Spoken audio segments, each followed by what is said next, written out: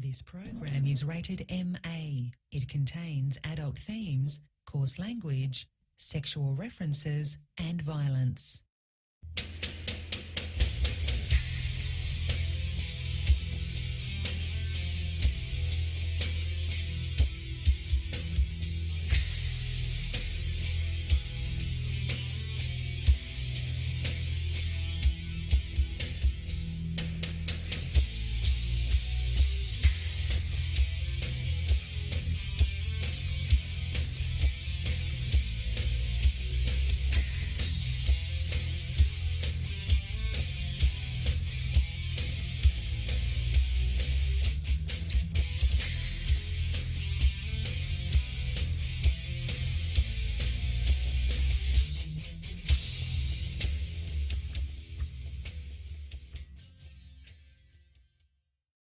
Hey, what's up, everybody? Welcome to the Open Comm Show this Thursday night.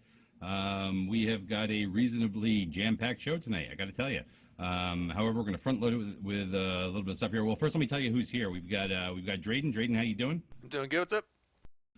Drunk Canadian, how you doing? Good. Rain, how's your day going? Good. How's yours? It seems to be, another day. We've also got Apothny. How you doing, Apothny? Hey, buddy. How's it going? Yeah, it's late. It's late for you. Yeah, it's just gone 2 a.m. here. We've got Sullen Decimus Maximus. I don't even know anymore. The guy from the CSM. What's going on, man? Hey, what's happening? Thanks for coming. And we've got the Big Red Boat from the Goons. Hello. And BC, how are you feeling tonight? I feel like they killed off a Van Wilder. Sick boy. Oh my God, you need a freaking bubble, bro. Anyways, I'm gonna need a little bit of time here at the beginning. So you're gonna get a little bit of a monologue from Dirk to kind of set this off. I'm gonna be right up. Eve is pretty inundated right now with news, which we're gonna get to shortly, but we're gonna preempt that with a bit of an announcement of our own.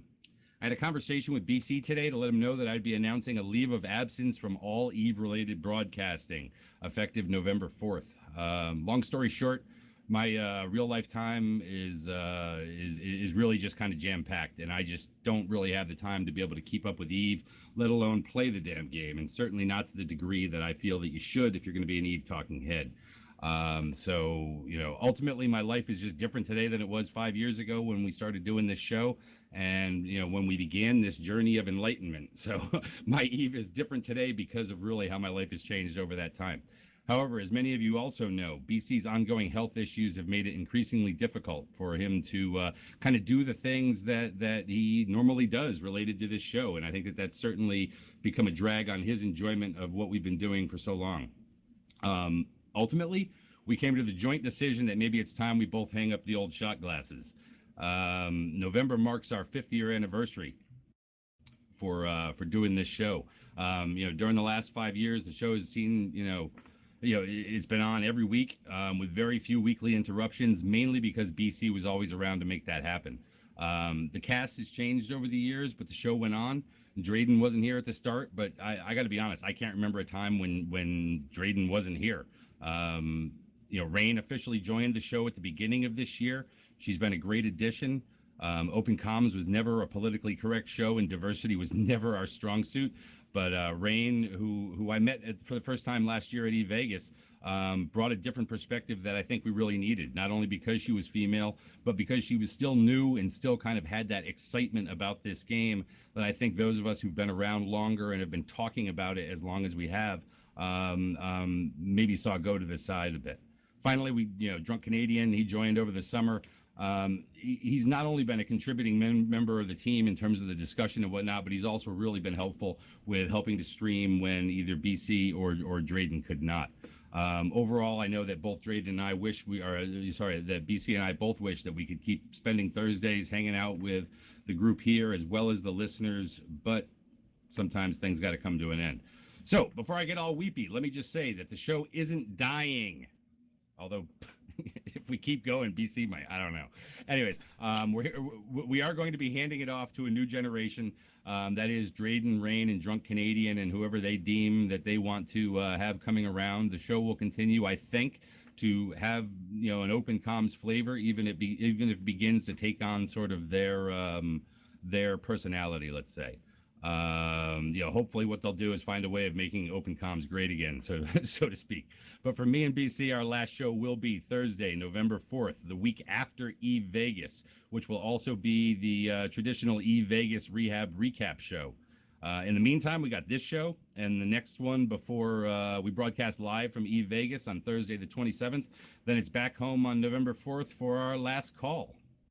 That's the news. BC, you got any sickly comments there? No, basically, I'll just say, for most part, Dirk says true. My leave is probably not as indefinite as Dirk's is, unless people just don't want me around no more.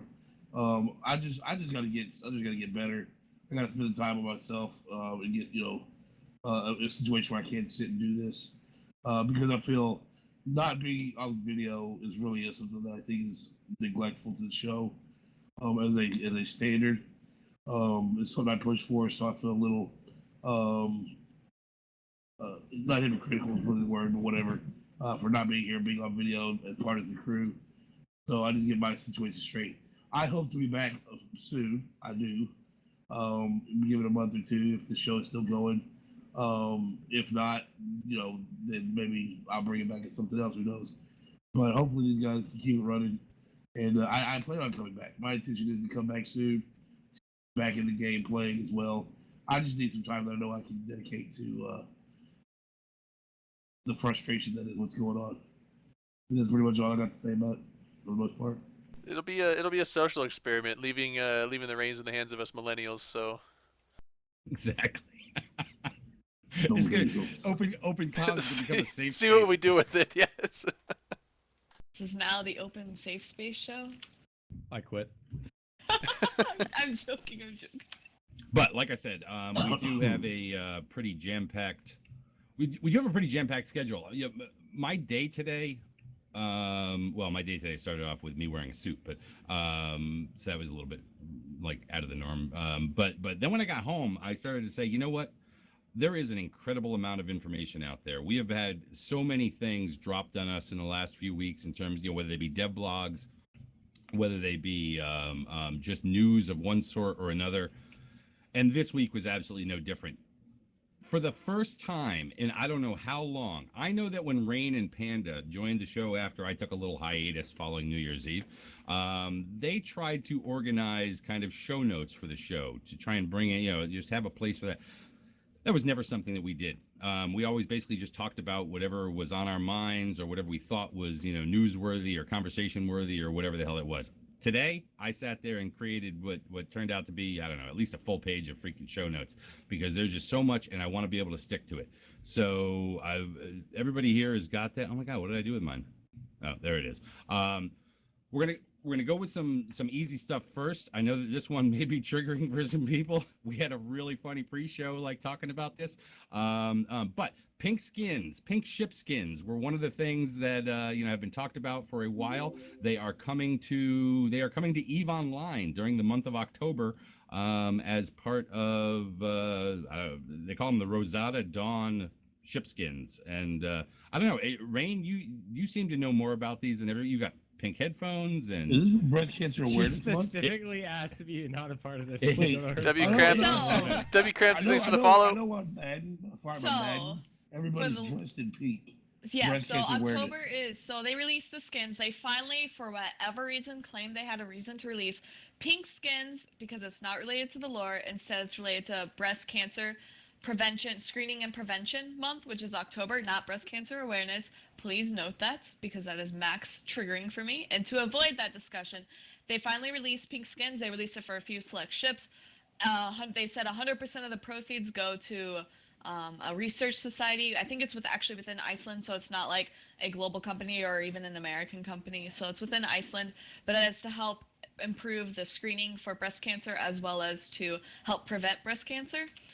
So they actually released those. So I know a lot of people have been absolutely ecstatic because CCP always vowed they would never, ever, ever, ever, ever release pink skins. And according to some CSM members, that there was a very lengthy and heated discussion about it. And so now CCP has finally found a reason to release them. And I kind of hope they keep up with the theme of maybe instead of having it lore-based, instead they kind of have it like whether it's like like a better cause or like a charity event, something to like help Different people. ailment based.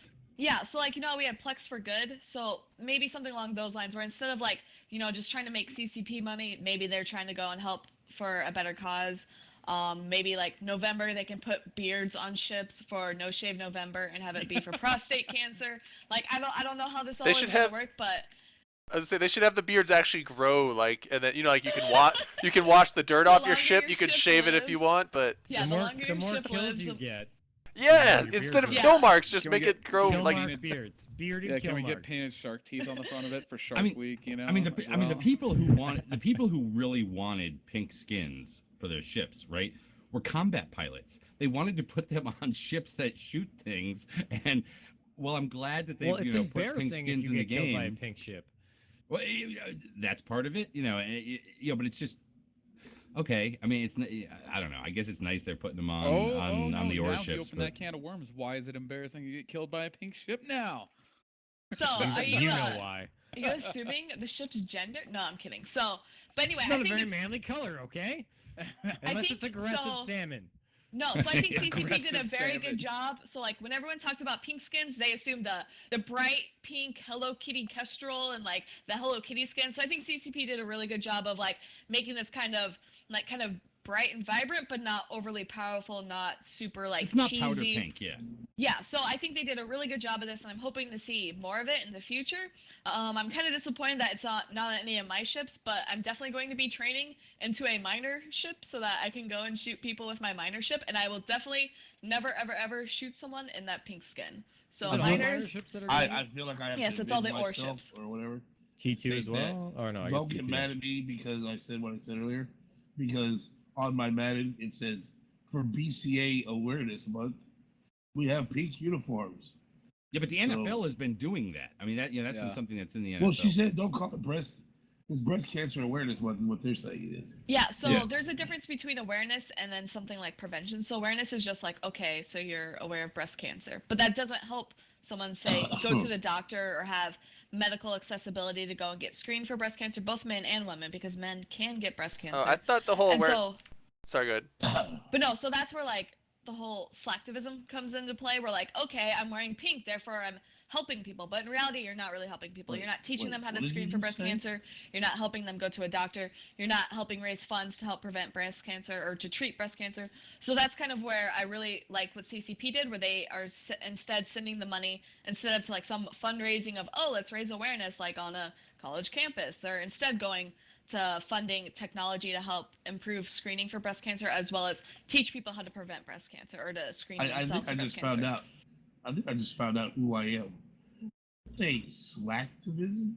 Slacktivism. So slacktivist, where you're just like, yeah, guys, like I am totally don't get slacktivist. STDs. I've Like, never heard of. like check yourself for breast. Like it's I was just totally a it's slacktivism. slacktivist. I'm sorry. I just not realized I've never that. heard of slacktivists or slacktivision or any of that.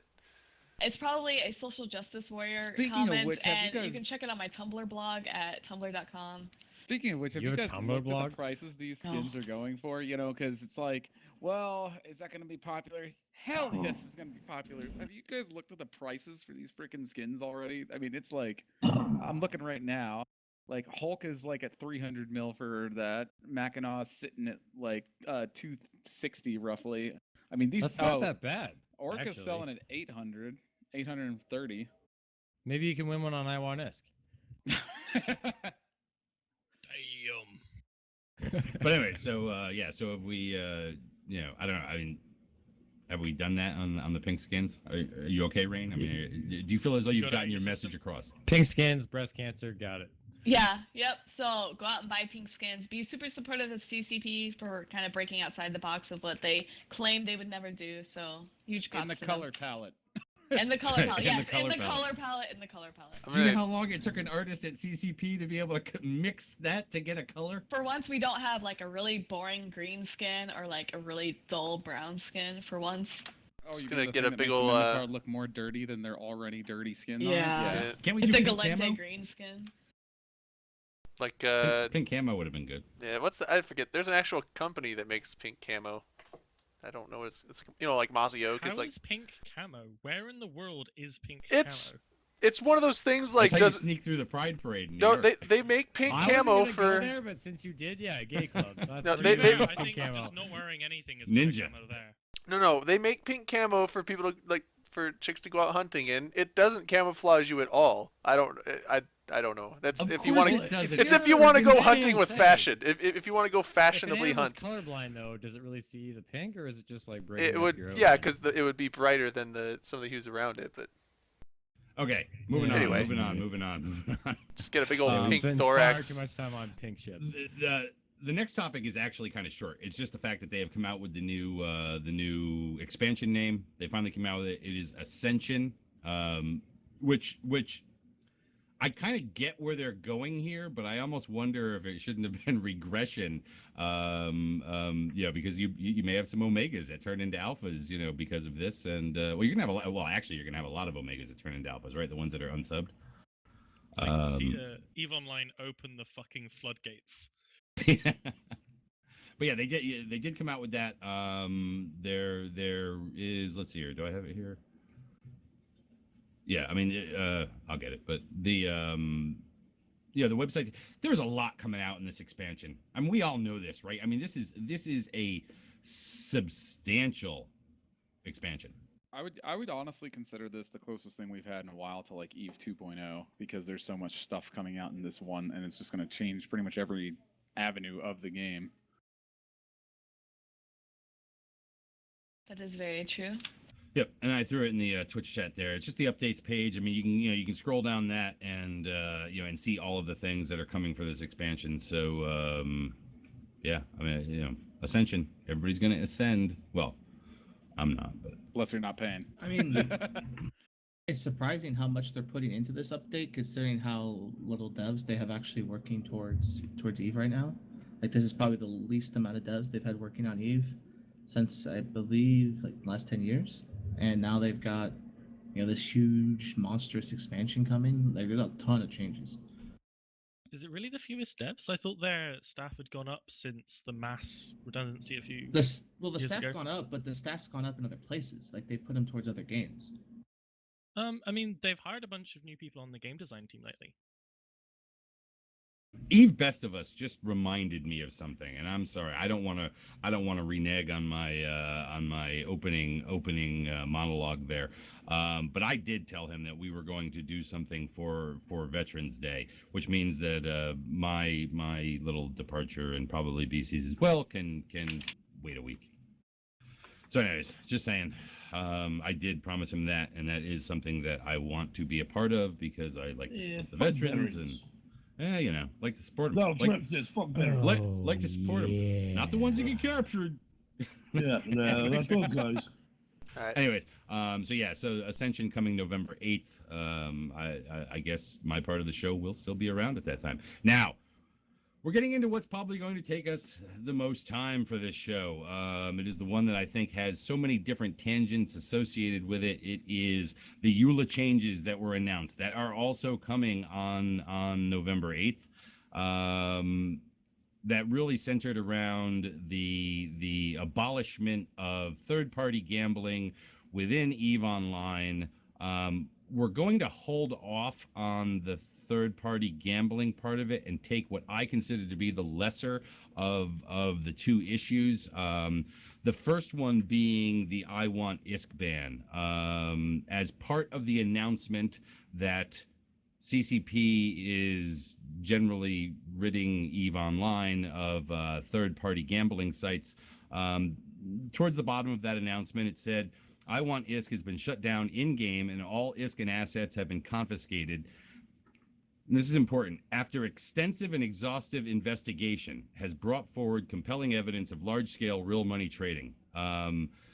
They went on to basically talk about the fact that it has been shut down in-game. The assets have been seized. There were bans placed on this. Now, what we've subsequently come to find out is some of the people who were banned, namely Eep, who was the head of I Want ISK, Lenny Kravitz, too, who had been with I Want ISK for a long period of time, but recently left. Iron Bank got banned, and others totaling tens of trillions of ISK worth of ISKN assets that were seized. Now, in the past, we've talked about real money trading on this show. We've talked about the accusations of real money trading.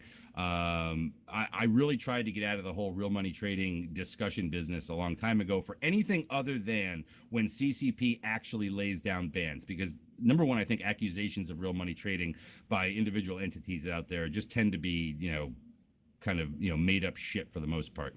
But in this case here, boom, they slapped the freaking hammer down on this one. Now I know last night on Talking in Stations, and I talked with you afterwards in the after show of that. They deny that the real money trading took place. This is one of those things that we can never begin to try and litigate, right? We do not have the facts. What we have is we've got one side saying they didn't do it. We've got another side saying somebody did it. We're not even telling you who it was, but we can, figure that out, right? But they're not telling you any of the details of it. So this is a he said and he kind of said something over here type of situation. I don't know how big of news it is that they got banned. Does anybody else here think that that's big news? Is it? Yes. So real money trading bans are huge. Yeah. So the number I have right now, to give you an idea, is 30 trillion ISK. That's the number that I've gotten from a few individuals. Wow. Who know I thought about it was this. actually higher than that, though. To give you, that's just total in assets ISK. it is, I think. That's not even assets, right? That's But to like give 6 you- beta cars. To give you an idea of just how much RMT that has done, as of November 2015, only 30 trillion ISK had ever been deleted from the game, period. That's in its entirety. So you're talking at least half of all RMT done by 2 groups and possibly less than 5 individuals. That's just absolutely insane. To give you a number in terms of real cash, $600,000 if you did it right. 2 BTAC R. Someone did the math. I mean, $600,000. I don't know about you, but that's a lot of money for a few individuals. Yeah. That's, Well, more although than like some that's people's the salaries. monetary thing, but just think about like the time involved in actually generating that much ISK out of the faucets, whether it be ratting or whatever. I mean, that's a lot of time from a lot of people. Well, you gotta understand with these bankers though, they had access. I mean, like even after I1 ISK was banned, CCP didn't really go into detail about like publishing it on like the login screen, saying, "Hey, don't give these people money," because people were still throwing money. There was a recent transaction of like a couple billion that was given to I1 ISK that guy's never gonna see again because he had no idea it was shut down. Because maybe he doesn't read Reddit, Yeah. So Right. And don't get me wrong, I'm not saying that ISK-wise it is not highly substantial, right? The fact that the money that was on deposit with I Want ISK, okay, where players converted their ISK from the game into I Want ISK credits, right? They didn't have ISK. I mean, despite what I was reading out there, they did not have ISK on deposit at I Want ISK. What they had was they had converted their ISK into I Want ISK credits. I Want ISK and the bankers had the ISK. So this is not like players had their money sitting in a trust fund someplace, and when the bank went down, the FDIC is going to cover it. Right, it's all Players non-insured. have a risk when they give their ISK to somebody for for any reason. Okay, and this is one of those risks that are associated with it. I think it sucks. I think it sucks that these players are out that. But you've also got to remember, okay, this is not the first run-in that I Want ISK has had with the potential for real money trading, right? So when you're dealing with an organization that has had these run-ins, and if they do get hit for the for real money trading, or if they scam you out of your money, or for whatever the reason is, right? You're out what you have there. And you kind of have to know that when you give your money to a third party, that there is a chance that you could lose it. You could lose it because they steal it from you, or you could lose it because you know what? They get hit with a ban and that money gets sucked the hell out. Right. So let me give you some knowledge I have this is from February, okay? During the start of World War B, one of the major proponents of it was OS, Out of Sight. Their CEO, Nink, is a very notorious player for being paid real-life cash to FC in the game back many eons ago in 2008. And that guy said, and I have a quote from it that I'm going to publish later, but he said, "Lenny, I'm warning you now, if any of us get banned for real money trading, I'm going to take all of you down. I don't want involved in this. I've already had threats on me with real money trading, and if you guys are doing this, I'm out. And he disappeared a couple months later, stopped participating in the war, pulled his alliance out, just lived in Venal. And then in FanFest, a security team leaked that 8 I1S bankers were banned for RMT. And the only reason that they were unbanned is that someone above the security team said, no, we don't want them banned anymore. So this has been a known thing since, February, March, April. Like, the logs have been out there. And if people are stupid enough to keep giving I1S money, I mean, well, it's not a matter of stupid because honestly, even after they were banned, even after the announcement was made out there were still people who were in game giving money to the I Want ISK Corporation because they didn't know. Right. A lot of people don't know about these things. Like, we talk about it and things like that when it happens, but most players of this game are completely unconnected about.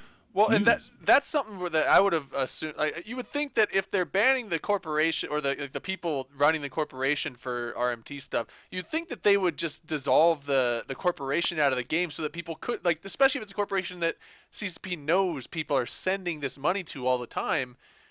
If they don't have a general in-game wide news pop-up, but even that, people just click off of it. No one reads pop-ups. but see, this helps CCP though. You got to Well, think about it like yeah, that, the ISK, they're like, hey, free The ISK ISK sync, disappears but forever. that, Yeah. but at the same time, I doubt they value that as much as, telling people, oh, well, yeah, we banned those people. Oh, you didn't know? Well, sorry. Well, CCP even said there was a GM mail message. One of the guys who had deposited all his money went to a GM and was like, "Look, I want my money back. I gave them 100 billion under the pretense that it was safe. Where's my money?" And the GM replied, he's like, "Hey, your money has never been safe. You gave it to a player. You didn't give it to Eve. You didn't give it to CCP. You gave It's it not to the another CCP player." casino. You know what I Right, mean? right. Well, CCP right. I'm just- told him, "Hey, you're not getting that money back." And if they were to give it to IWantISK before they got banned and they didn't get it back, well, yeah, hey, IWantISK built up a reputation where generally, if they were still in charge, you'd get your money back if you asked for it. But the fact that they banned that corporation and froze all its assets and still didn't like mechanically block the money being sent to that corporation and yet didn't let the player base know, kind of Those shitty. are some things that I Well, that's the really thing do they've think. never Like, done. after the ban came down, right, and after that was supposedly closed down, I think that CCP should go back and look at those transactions that were given to that corporation after the fact and then back those out. I think that would be the appropriate thing to do. Now, one of the things that I saw out there was the fact that when Summerblink got taken down, okay, that they were able to go and pay out their customers. Now, what people have to remember is that Summerblink was not officially on public record as having been taken down for real money trading, okay? Somerset Mom, the guy who ran it, all right, he did get banned from the game. However, the Summerblink Corporation itself was basically blacklisted by CCP, and it had directors in it that were allowed to kind of clear the books and pay out the customers of that back then. In this case here, my understanding, the way that I Want ISK was set up, all of it just got taken. The whole thing got taken because they basically used like the RICO statute on this to go after this entire organization. Yeah, And once again, let me Rico. say on behalf of Open Comms, okay, we are not making an accusation here, okay? We have no way of trying any of these people. However, this is like the newspaper coming out the next day saying so-and-so was found guilty. There's nothing we can do about that. That's the reality of the situation as it stands right now.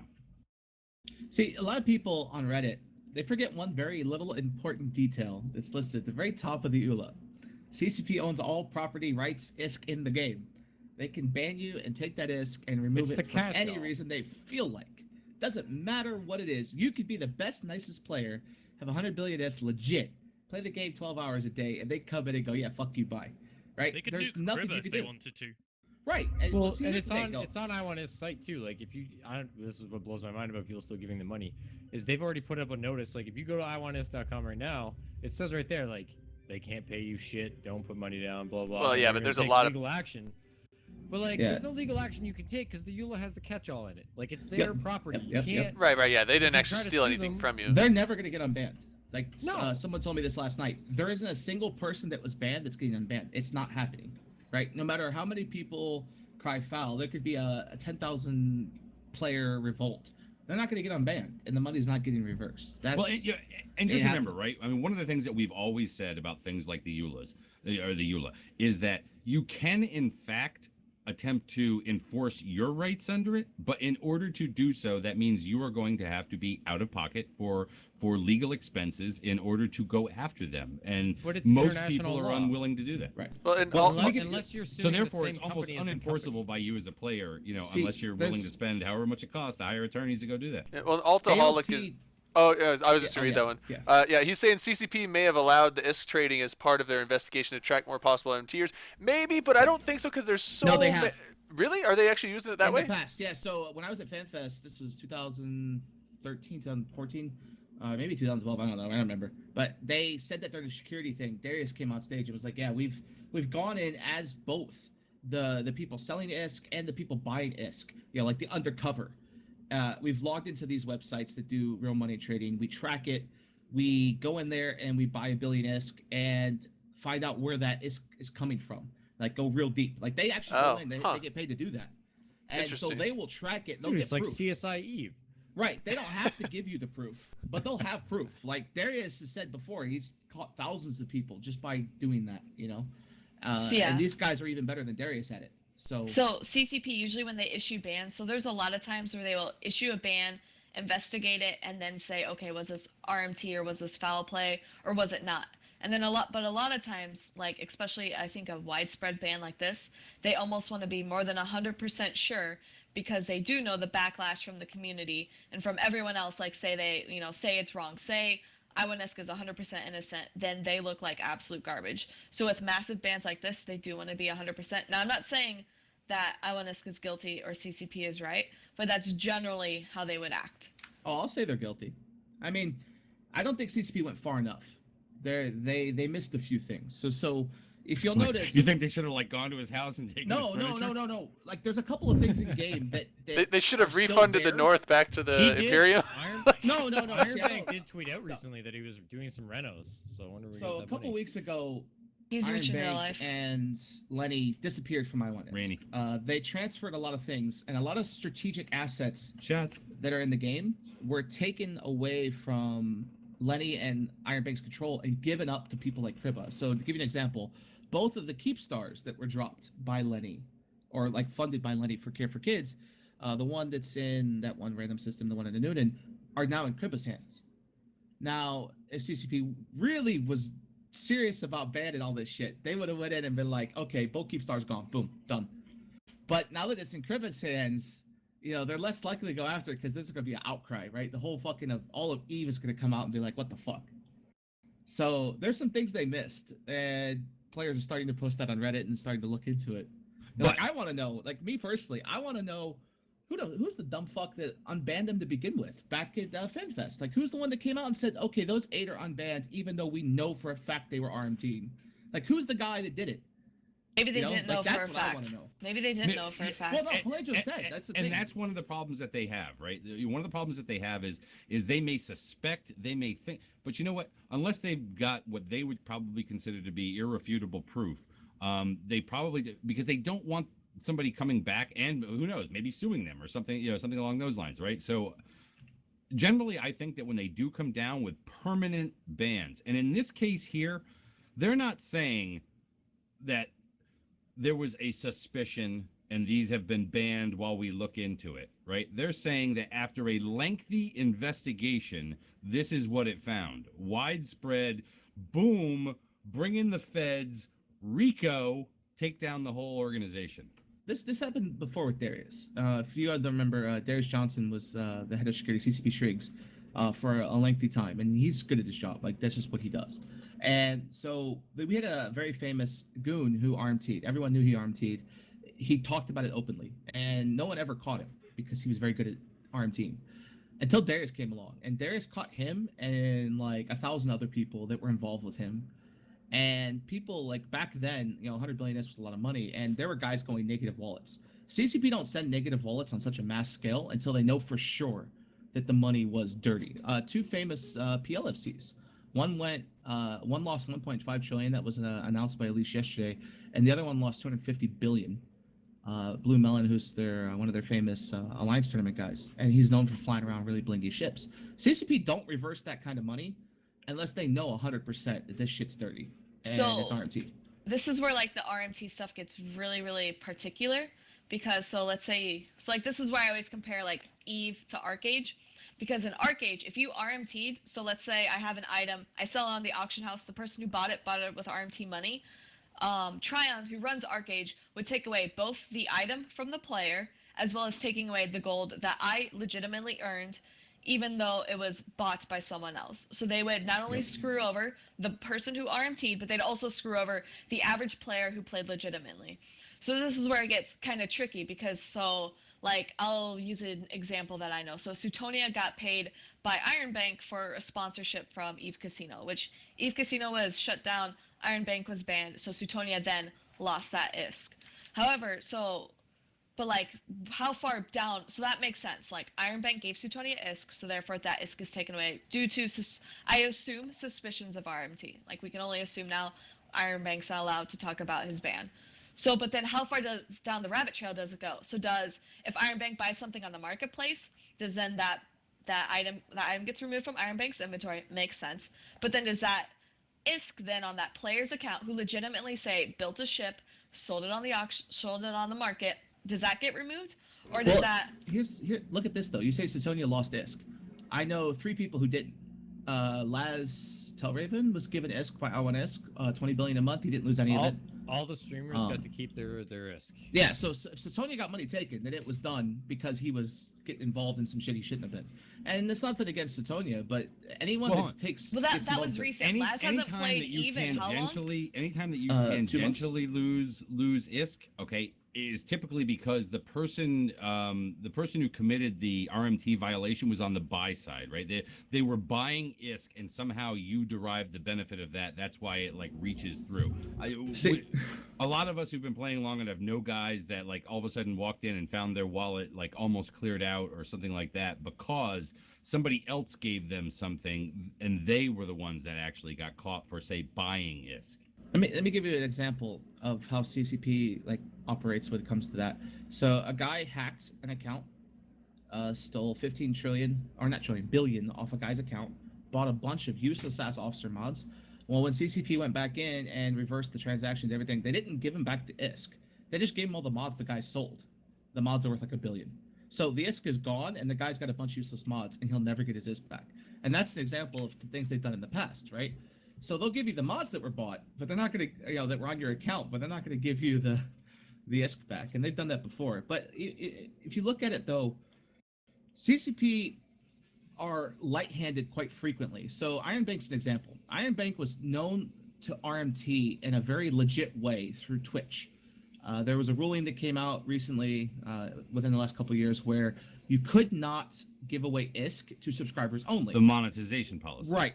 And that was because of Iron Bank. Iron Bank was making. It wasn't just because of Iron Bank. There was an entire thing going on at that time where people were trying to. Right. It actually began to roll out of the Summerblink crisis, and eventually there was a whole degree of experimentation going on out there with how you could convert this in-game stuff, but tangentially derive income from it.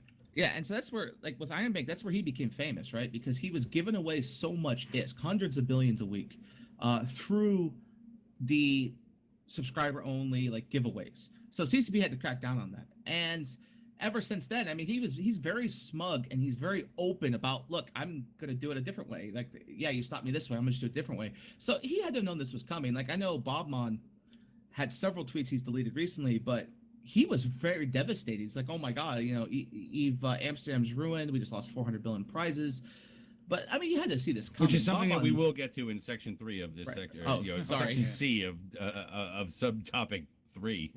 But this shit's coming. You knew this was gonna happen, right? You don't play the game with trillions. Well, okay, yeah, and I don't want to, because again, that's the, I was gonna say, why don't you move on we to knew the this is recent coming. Okay, why don't we quick, because look, again, RMT. When CCP tells me RMT happened, okay, all I can do is say, guess what? Their ruling was RMT happened. That doesn't say that RMT happened because I can't prove it myself personally. I can only take what the guiding authority says, and this is what they say. Now, a month from now, 2 months from now, tomorrow, okay, who knows? Maybe those players are back in the game and their assets are back in or something like that. Whatever. As of right now, that's what the news says.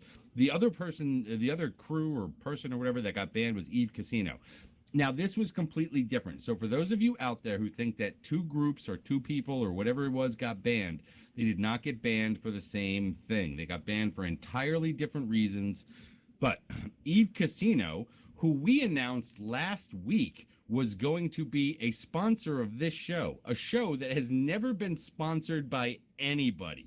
Okay, we've never received disc for this show. The only thing we've ever gotten were some donations from like friendly people out in the audience or something like that. But whatever. Oddly enough, after announcing that they were going to be our sponsors, Eve Casino got wrecked, and Eve Casino got wrecked because let's see here. Eve Casino has been shut down in game, and all ISKN assets have been confiscated after multiple and sustained breaches of our developer license agreement. Now, who got banned? The lead guy, a guy by the name of Adarix, okay, who heads up the group called Evil at Work. You know what? This is one of those ones where I really don't know what to say about it because you're dealing with this developer license agreement. This is another kind of, he said, they said sort of a situation where, my big question here has been, were you ever warned that you were doing something wrong with your development of that casino as it related to, the SSO login or anything related to the developer, agreement or anything like that? The answer I hear is no. However, apparently CCP feels as though, this was bad enough that not only did they have to ban the character, they had to seize all of the assets that were related to it, which I find shocking, but that's because of how much work he's put into it. It's like, what were you risking to be able to do this? And holy Christ, what drew the hammer down this hard? CCP don't ever seize assets or blow up assets or take ISK unless they know 100% that it's RMT, right? No, ban your account, because right? whatever ISK is on that account, whatever ISK and assets are on the account of the account that gets banned is technically seized. Well, no, because I'll give you an example. When we did the freighter suicide ganking for lots of billions of ISK, the goons came up with it. It was like Aerith and a couple others from the CSM. But when they came up with that, CCP banned it. The ISK was still there. The money was still there. They investigated it. Like a month later, they came out, okay, you guys didn't do anything wrong. Your account's unbanned, and everything was still there. So when they start to see stuff, usually they ban you, they take everything, they destroy everything, and then that character's gone. And even if they destroy everything, they don't just give you everything back, even if they unban you. And that's the difference. I just have a question, and I throw this out there.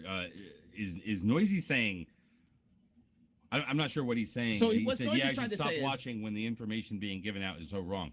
And I don't know if he means in the Twitch chat or if he means something that's being said on the actual show He's itself. replying to the comment where I talked about Iron Bank doing the real money transactions. He's saying that TMC used to do the same thing. But we had a very strict rule about that. So as far as I know, it's never been done. As far as I know, because I remember when the monetization thing was going down and whatnot, as far as I know, when the monetization policy changed at TMC, it changed as well. Now, before the monetization policy changed, okay, there were subscriber giveaways at TMC that were giving away things that were, some in-game stuff. But once the policy itself changed, I don't know that happened. So, but it wasn't like, so a different example would be like, so the way the Twitch works is you can't do subscriber only. BC and Dirk are leaving the show indefinitely right after these bans. BC and Dirk are Eep and Iron. Oh my god, dude! I wish I had a big wallet because you guys would have been showered with freaking ISK over the years. I think though, when you talk about like the RMT and the bans, I think CCP didn't go far enough as far as their rules. I don't know. Am I going ahead? Well, there's actually people out there that think, with generally what's going on with the casinos, this is another one of the things that you hear out there, right? Is that with what they're doing with casinos in general, which we'll get to in a second, why did they have to ban these guys? And the fact of the matter is that the bans just coincidentally happened at this time. Now we'll get into that in a moment. Okay, they were not the result of what CCP is doing with casinos. When somebody RMTs, they get banned. When somebody commits an offense, they get banned. They don't just get banned because CCP was deciding what to do with casinos and said, oh, and by the way, you know what, while we're at it, ban those guys. Yeah, for example, EveBet is still fine. They're up until the EULA changes come into place. I'm personally quite glad that EveBet weren't RMTing bastards, because both EVNT and Crossing Zebras, which I work for, like, got funded by them primarily, which is cool for me. So a bunch of my ISK didn't get seized. But yeah, either play by the rules or get the fuck out. And if you try to get away, you try to do both, then CCP are going to come and they're going to get you. Yeah, I'm glad they didn't get banned either. There's a big thing we're missing, though. There's a big thing we're missing, and that's like, for example, like another huge gambling thing is CS:GO had their thing with skin gambling, right? No. And that's not really a problem in EVE, because, like, EVE, people owning these casinos can actually influence in-game. Like, owning skins in CSGO doesn't actually affect if you're good at the game or not, right? Have you ever seen what happens when you have a pink skin? That's something that's been brought up. Sorry, I'll cut in. I've been kind of silent for a while. You know, now you're finally getting to the reasons why they had to kind of shut down the gambling and had to actually... huge reason. Because we didn't get to 3C. Okay, like RMT aside. 3C, all right. No. And we are getting there because there is just legitimately not a whole lot to talk about. Before we go to gambling. Okay, but okay, go ahead, Boat. I have one more thing. So Pothy brings this up, and this is a topic that I wanted to say on my show, but I don't think it's... this show tends to be more controversial, so I like saying it here. But I don't think CCP went far enough with their limitations on what you can do with ISK outside the game. I think any ISK for a service outside the game should not be allowed. And I mean, as what far if it's as a game-related I mean, what if it's a game-related service? But there's a difference. TeamSpeak I'm talking about like Mumble server. Well, that's one thing. I'm talking about something like writing articles, or I mean, a lot of people that's at related TMC to the game? and PM News. Or Yeah, like I don't my think... outro intro for like a stream, or right, like stuff like that. I don't think should. No, I don't think so. I don't think it should be used. If you want to pay someone to write an article, give them your own money. Well, hold on. Like, quite honestly, there are people out there that have that opinion. Okay, but the way and this is one of those things. I don't want any of this to be the I wish that things were different than what they are. Right? I mean, they are what they are. That ruling came down years ago. That allowed articles, that allowed content generators for articles or things like that related to EVE. You could not pay ISK for somebody to go and write an article about a different game. But I think that's a great that came down a long time ago. Content creation in EVE community and media. I think that is a good thing overall, personally. To use EVE News 24, for example, they've made, I don't know how much money in ads. I know TMC makes money with ads from people coming into view and everything. Just use the ad money to pay your people rather than relying on ISK. Like, I know Bobmount was really devastated by his loss of ISK and his ability to pay people. But, like it's pointed out by Elise, people functioned before casinos existed. And other people pointed this out to Elise. And that is going to bring us, because we are going to go to 3C now. Because but if people really are butthurt about casinos not being here, like CCP could easily just fire one up. You know what I mean? And have it be. No, they can't though. That's the thing. They'd have to obey like hundreds of countries' laws that are unique and special for all these different countries. And CCP don't want to have to deal with that. Their law department don't want to have to deal with that. Okay, they just get away from it. The big section, okay, of this EULA change that dealt with casinos, okay, other than naming a couple of entities that were banned, all right, was the fact that they are basically taking away the ability. They are making it a bannable offense, to have third-party gambling sites, okay, games of chance or gambling sites. Where ISK or in-game assets are used in order to be the currency of the realm in those sites. This right here is the big thing, okay? Not the real money trading or the other one, because this is the one that affects way more than anything else across what we currently know to be kind of the EVE community. So we should probably really focus on this. One of the things that in a Crossing Zebras article that came out that was basically from their editorial staff talking about how how they were going to be able to go on, and I want to point this out momentarily, and that is only because I had a real problem with the fact that they pointed out that basically because of a few bad apples, the whole community was going to have to suffer. that gives the idea that the decision to make this change with casinos was related to the real money trading or even this other thing that has to do with the developer, whatever. Okay, that's not the case. As far as CCP is concerned, they had a number of reasons. I sent an email yesterday to CCP Manifest and to CCP Falcon because I wanted to have some clarity. And I really asked a bunch of different questions here, okay, that really started off with, was this decision only related to the IWANT-ISK real money trading issue? Was it related to a broader real money trading issue? If it was not related just to real money trading, was it related to, and then went through a number of things, legal concerns over online gambling, okay, stuff related to Valve and CSGO. Did it have to do with resources that were required by CCP to monitor these third-party organizations for any reason whatsoever? Did it have to do with the overall hassle or drama that was related to third-party gambling? So, all right, can we start getting into it now, Dirk? Well, let me give you their answer. All right, go ahead. Let me give you their answer because I think that it clears up the fact here. All right. We're quite aware of a few of our players have questions that focus on. We are aware that quite a few of our players have questions that focus on the details underneath this decision and what caused a sudden change in policy. We really appreciate the questions and the concerns brought forward, but I don't really think it would be appropriate for us to deep dive into the details, especially when the decision that was made involved the suspension of third parties from the game. Okay, that right there doesn't mean anything.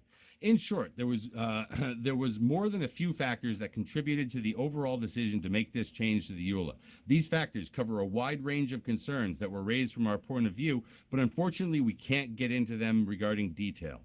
We're acutely aware of the fact that there are a number of high-profile community contributors, event organizers, and news services who rely on sponsorships for these types of organizations, and it's very unfortunate that they will now have to find alternative sources of in-game funding. While it was an incredibly difficult decision to make, as we greatly appreciate the amazing content that many of these outlets produce, and this is key, this was simply a decision on our part that was inevitable, whether it was taken now or at some point in the future. Unkind, thanks for following. Real quick, there's one question that's now this was on Twitter. I saw Panda bring it up on Twitter, and people just now in the chat are bringing it up as well. They're saying our stream giveaway is going to be under this as well, and I don't think they are because now they are. Well, for now they are. Yep. Really? CCP is neither Are gonna confirmed be nor under this? denied. Let me So I explain. don't know let me how Well, people I can was- say either way. So we had a meeting about this on Wednesday, right? So some of you guys weren't at the meeting, but So there's we no had a meeting clarification Wednesday. on it yet, but just to cover everybody's ass, it's like any games of chance, which is like a Well, giveaway. but like here's doing a the draw. thing though. Here's the thing. For it to What- be a game of chance, you have had to have put something in. Right, If right, you're right. Just That's- not a game of chance random According giveaway to- does not count. Okay, Right. so according to Full what we game checked, chance. right? So according to what we checked out, the guys in charge of TMC streaming went and asked, and according to right now at this moment, a giveaway that comes from in-game through Twitch's giveaway system, so a random roll of the dice to see who wins, is still a game of chance, and to not do it right now. Well, right, So- right. Okay, No, but actually, wait. CCP said wait. because I'd like CCP to actually Right, release that but- tweet, but- so all of the streamers won't get But banned for here's giving what Because the- I'm information not away. doing any giveaways, and I've been advised not to until further notice. Okay, but here's what the EULA said. The EULA, it's not saying they aren't banning games of chance. What they're banning is you are not allowed to send in-game assets or ISK to a third-party site to involve yourself in a game of chance. So if you don't send money to the Twitch streamer, you're not entering a game of chance. You're just doing a game of chance for free. If you're sending the Twitch streamer in-game items Oh, I and see what then you for mean. a game of chance, then yes, that would be against the EULA. But the EULA change states you have to give them money or give them in-game stuff to begin with. So if you're not giving them anything, how would that break the EULA? And you should be fine. Right. So here's an interesting point too. This was brought up by Grath, is that he finds it disappointing that eBet's going to be shut down and a couple other sites may suffer, and the whole community will suffer. But a guy named Iopa, who's a pretty interesting guy when it comes to streaming, like fights and everything, he points out the same thing that I pointed out. I have never been given ISK. I've never been offered ISK. No one's ever handed me $1 billion ISK and said go use it for whatever I want to do with it. I've never had a sponsor that used ISK or in-game ships. All that stuff was provided by myself.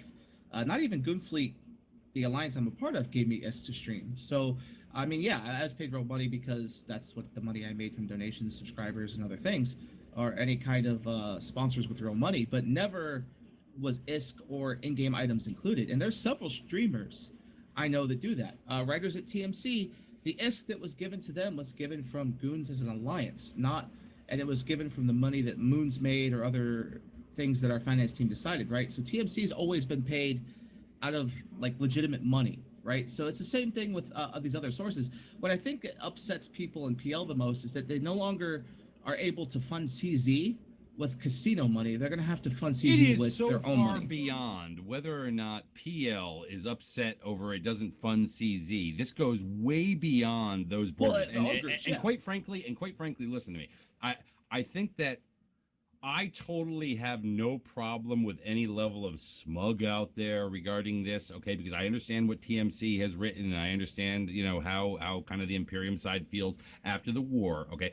But this is not just something that only affects people, because there are people in the Imperium that participated in player-run events that were backed by casino money. There are that received swag or whatever you want to call it, okay, you know, codes or what have you, all right, at player meetups and things like that. There are charities around the way that have members in all alliances and of all faiths of Eve that will be out because of this, all right?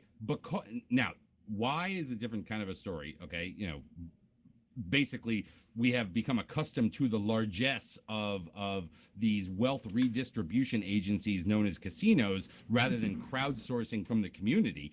But that's a different like subtopic of this like higher level subtopic. Those events existed before casinos, and they'll exist after, right? They did, but on a much lesser and less grand scale. Right, that's because people don't want to have to, like, nobody, and I'll be honest, I have hundreds of billions, right? I don't want to give my hundreds of billions to someone to fund them to do dumb things. And that's just me personally, and I think a lot of people share that, right? So when it comes to things like, what's that group that does it? Nobody ever wants to give up what they have. Right. But that's where casino money comes in. Tax not me, tax not thee, tax the man behind the tree. They want somebody else to give the money. And what you had here was basically what you have in kind of, let's call it government, right?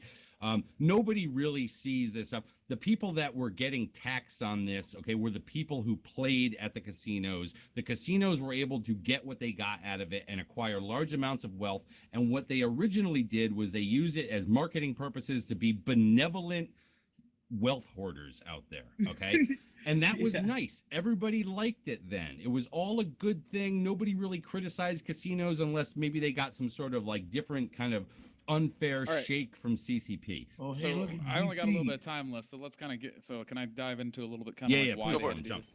All right. So I mean, like, there's a couple of reasons why they had to do this. Because one thing that's been brought up by a lot of people higher up than me or people equivalent to me is that the problem with the casinos is that it funded things in games which there is no way to counter. Like the big thing for CCP is, you should be able to counter if you're fighting somebody. The problem with the offline casinos or out-of-game casinos is that they allowed wars to happen in funding that there is literally nothing in-game you can do to fight it.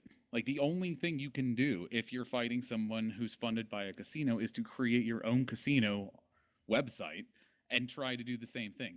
That is the only thing you can do. There's nothing in game you can possibly do to them. They're essentially immune. Casinos for Eve were literally the most cancerous thing for like players ever. Yeah, it's the only way of warfare funding that's immune from any type of countermeasures from the other side. One guy said that he subs like 5 accounts just for the express purpose of gambling, and CCP's going to lose his business because they're taking away his ability to enjoy the game. And it's like, are you crazy? For gambling?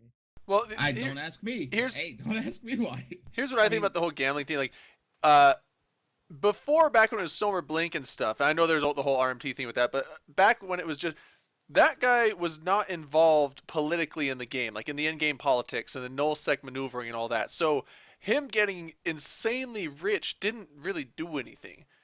It's not until especially with the whole. Some people had their freaking balls in a twist out there, like Well, yeah, especially that's just people that just hate gambling. There's people that hate gambling. Go back to the Ishikone Watch Scorpion skin giveaway. Right, yeah. There was all that scandal stuff, but the thing is when it started becoming apparent that these gambling sites were actually getting involved in wars and determining the outcome of the entire game's nullsec atmosphere, that's when it was starting to get out of hand. And it's like, I love gambling. I like the gambling sites. I still gamble on them. I'm gonna probably go on a gambling binge and get rid of half my wallet before the November 5th thing, whatever comes out. But I understand that. I think it is gonna be better for the game that these go away. Honestly. Yeah. Well, I mean, the other mafia. part to this too is then like when these accusations of RMT come about, from a legal perspective, the only thing they have to go off of, I mean, obviously with conversations, but the thing they have to do is trace the money trails. And the problem though is that when you're trying to look at these money trails, they have to look at thousands on thousands of transactions that like between people who have no correlation, they're not corp related, they've never interacted between each other. And so the problem is like from a legal perspective, you have to just go through just thousands and thousands of transactions to try and find where this RMT actually occurred, which gambling sites just creates more and more work for the legal team to have to find RMT. Someone posted about this, but like casinos allow you to wash money in such an obscene way. Yes. And if they take 10% of that to allow you to wash your money, then they're going to make a profit. And they did a good job of that. Like, if I have 100 billion ISCO on RMT, I'll gamble it. The guy will get 90 billion, the casino gets 10, and we're done. Yeah, and that's the thing is it's like, so you have an issue where someone was reported, hey, I know this guy did RMT. I know he paid $100 for X amount of billions of ISK. Okay. Well, what character was it on? Well, it was for this much. They now have to go through thousands on thousands of fucking transactions for characters of roughly that amount to try and It's funny, they bring it up in chat. That's where IWNS went wrong, was funding World War B. Okay, and I'm going to tell you this. But that definitely shined a light on it. Well, hold on. No, it didn't necessarily shine a light on it, okay? It was one more thing. All of those things that I read off that were in my email to Falcon and Manifest before, okay? Almost all of those I just feel like I can guarantee it's a yes. Like when you are sitting there having the conversation about, do we want to get rid of these things? Okay.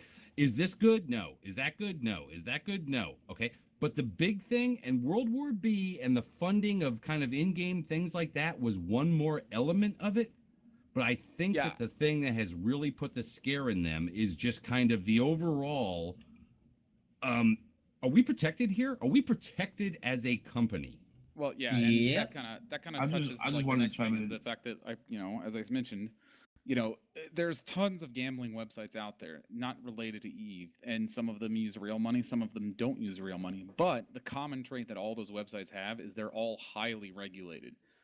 Even ones that don't require money, most all of which require you to be over 18 to even access. So the thing is, from a legal standpoint, if you're looking at a gambling website that doesn't use real money, oh wait, but you have an EVE gambling site that also doesn't use real money. From a legal standpoint, where is your justification of any difference between those two? And that's where you start to run into problems. Well, the difference is that one is in a single country that is regulated in most cases to watch for 18 plus. You have to be legal with these. With EVE, they don't have to worry about that. If you're 13 plus to play the game, well, then you can be 13 plus to gamble, and that's where these companies go wrong.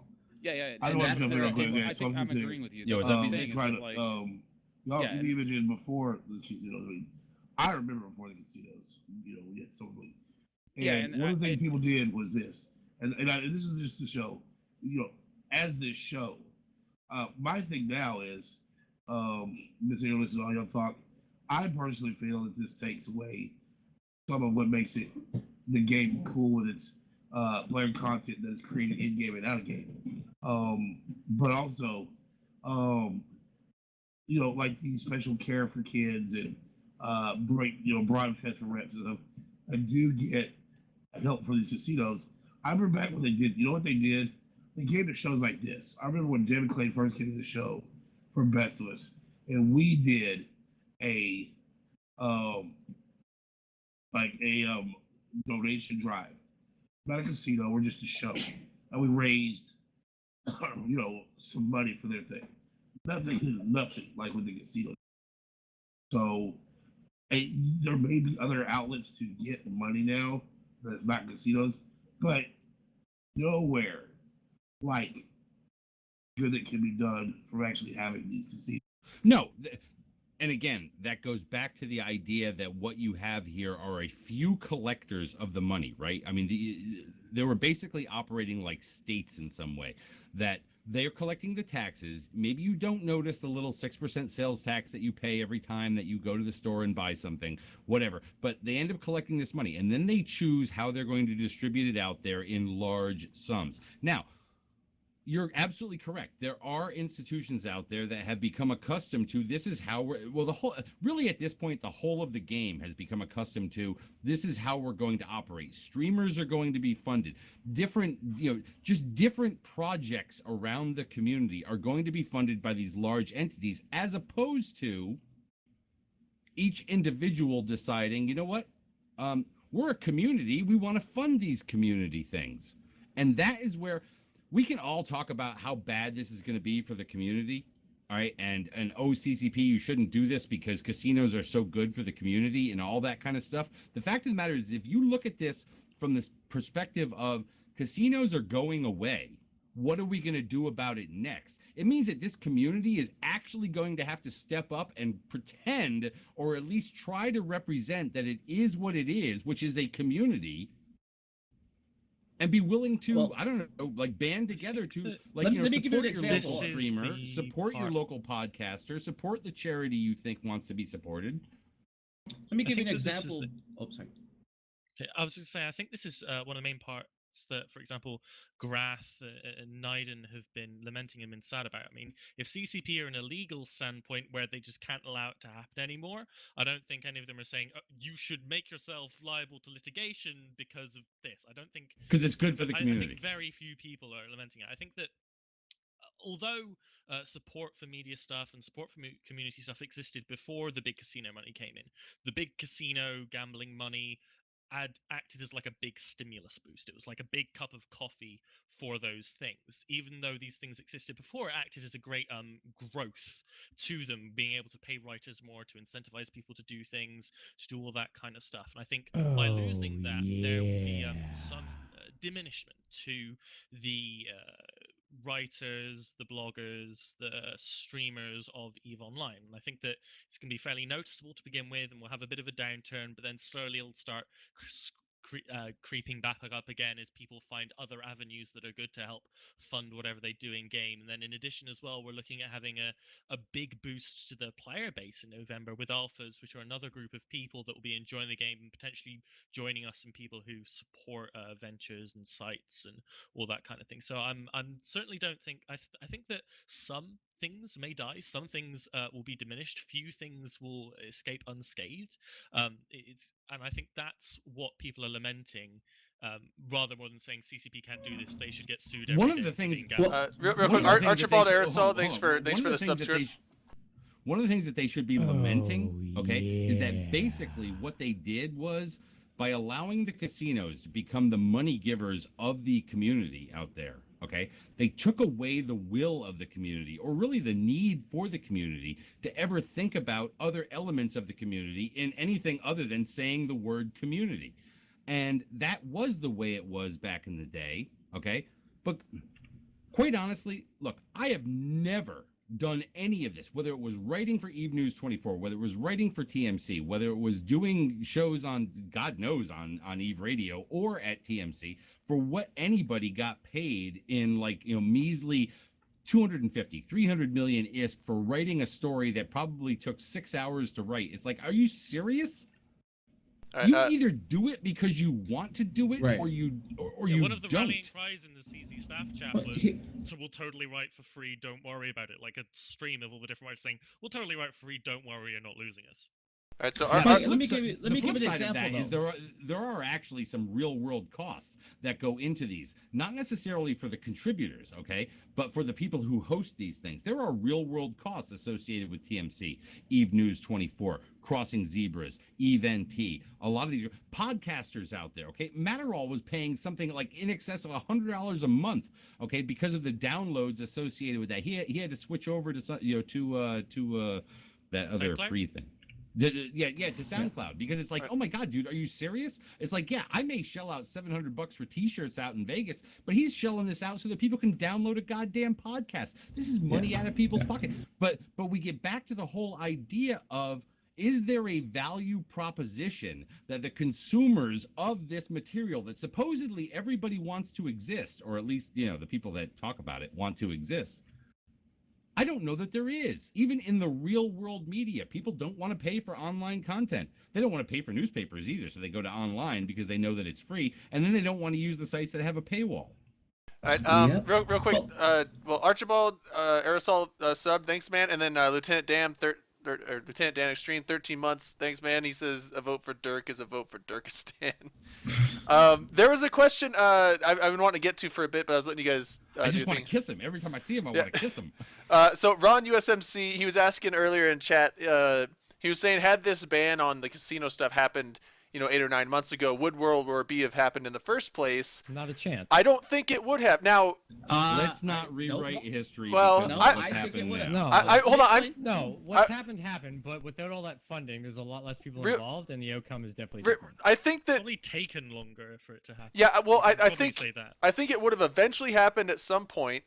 And I don't think that once the ball started rolling that it was the casino's the casino's funding those people at that point was just gravy on the top. But they got the initial ball rolling by getting those first few groups involved and starting it, which caused the Imperium to have those first few losses, which then caused everyone else to bandwagon on top. So if you don't have that initial push against Space Monkeys and the other groups, I don't know if you would have had the World War B at the time it happened. There have been so many discussions over all of that casino funding of the war and whatnot. Do we want to repeat history, or do we want to look forward to look into kind of the future of what the new reality is going to be? Surrounding a number of these things out there. I mean, because there are legitimate concerns over what we supposedly think are worthwhile organizations or events. All of those things that were player events before that were backstopped by casinos, dead unless people get behind them and say, you know what? We really did like those let's go shoot a Titan events. Right. Well, you got to understand something too. Think about it. I'll use the real world mafia here as the comparison, right? So you have an example where everyone's upset at CCP and they're going to kill these communities off because they go after something that was legit. Well, it's the same with the mafia back in World War II. The U.S. allowed the mafia to do a lot of really shady shit for 20 years. Why? Because the mafia was helping them in World War II, allowed them to do things to Germany and the Axis powers that maybe wouldn't have been done without the mafia's help. So they allowed a little bit of shady shit to occur because it benefited them as a whole, right? The U.S. government. And it's the same thing with CCP. People tend to forget CCP is not your friend. They are a company that is designed to make money. They have investors that they owe money to. So if CCP is not turning a profit, they're fucked. And then your game dies, right? So without those, without viewing the CCP as your friends, yeah, they have devs that are friendly, but that's why CCP changed a lot of its rules back, 8-9 years ago to get away from that policy of developers being your friend, but rather than a developer, right? So CCP's job is to make money. And if you think about casinos, they were good for CCP business. People were plexing, people were spending thousands of real dollars to get into these gambling sites. And nowadays, were they? I mean, right, I would say, get into the gambling sites. Let me give you an example. I know a guy that dropped $3,000 that was given to him for his wife to get better, that he turned around and gambled in the EVE game. Wow. For a fucking ISK. I know this happened. The guy was. I have been trying to take an inclusion class lately where I don't call people retards and things like that. I mean, it is one of the words that I don't use anymore. Okay. I don't use it either. All right. But I'm going to tell you, Bo, they qualify for being called these names that should not be named. Okay. And while I totally recognize that there is a case to be made over whether or not you want this kind of activity in your business, in the video game product that you produce, Rich, you're stupid. Richie and Starfear subscribed for 20 months. Thanks, man. Yeah, thanks, dude. So the point is, around the world right now, you have major countries, United States, UK, China, they're cracking down on gambling in games. They're cracking down on the ability for underage people to spend money that otherwise is heavily, extremely regulated within their own countries. With video gaming, they can't regulate it as well as they want to, so they're making laws that they're going to regulate. CCP is regulating it. I mean, well, CCP. are we living in yesterday or are we living in today? Well, today is their lawyer Hey guys, department. I'm gonna hold on for a second. Oh, I sorry. appreciate being here. I got to take off, so thanks again. I'll have Hey- to come by and talk some more. Hey, Sullen, See you, buddy. can you give me 2 minutes? Sorry. 2 minutes, real quick, Shit. like literally 120 seconds. 2 Go. minutes. 2 minutes. You heard the response that I had before from CCP that it was a multifaceted decision that was related to why they were getting rid of third-party gambling.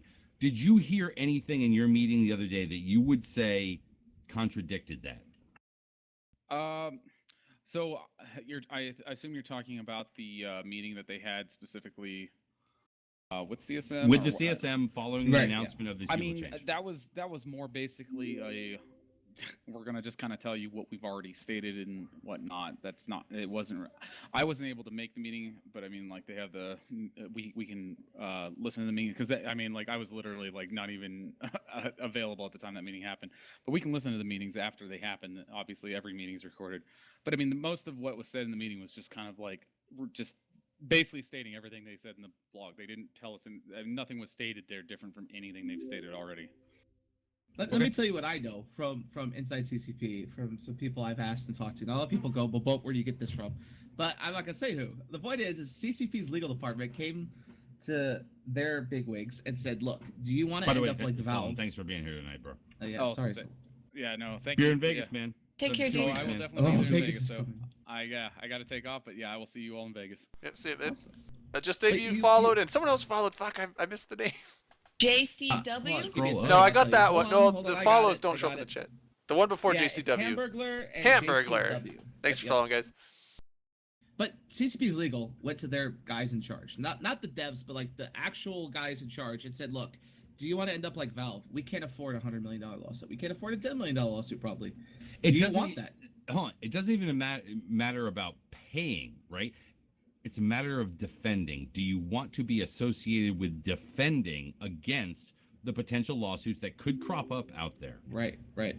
And this was one of the cases. And I'm sorry, you know what? For those people out there who thought that, look, I hated that article that came out, that was pointing to the Florida laws on TMC. I thought that was a shit article. However, the premise behind it was, look, this is what I see out here in Florida law. Now take that out to 50 states. Now take that out to all of the countries that CCP operates in. Okay, somewhere out there they could run afoul of something.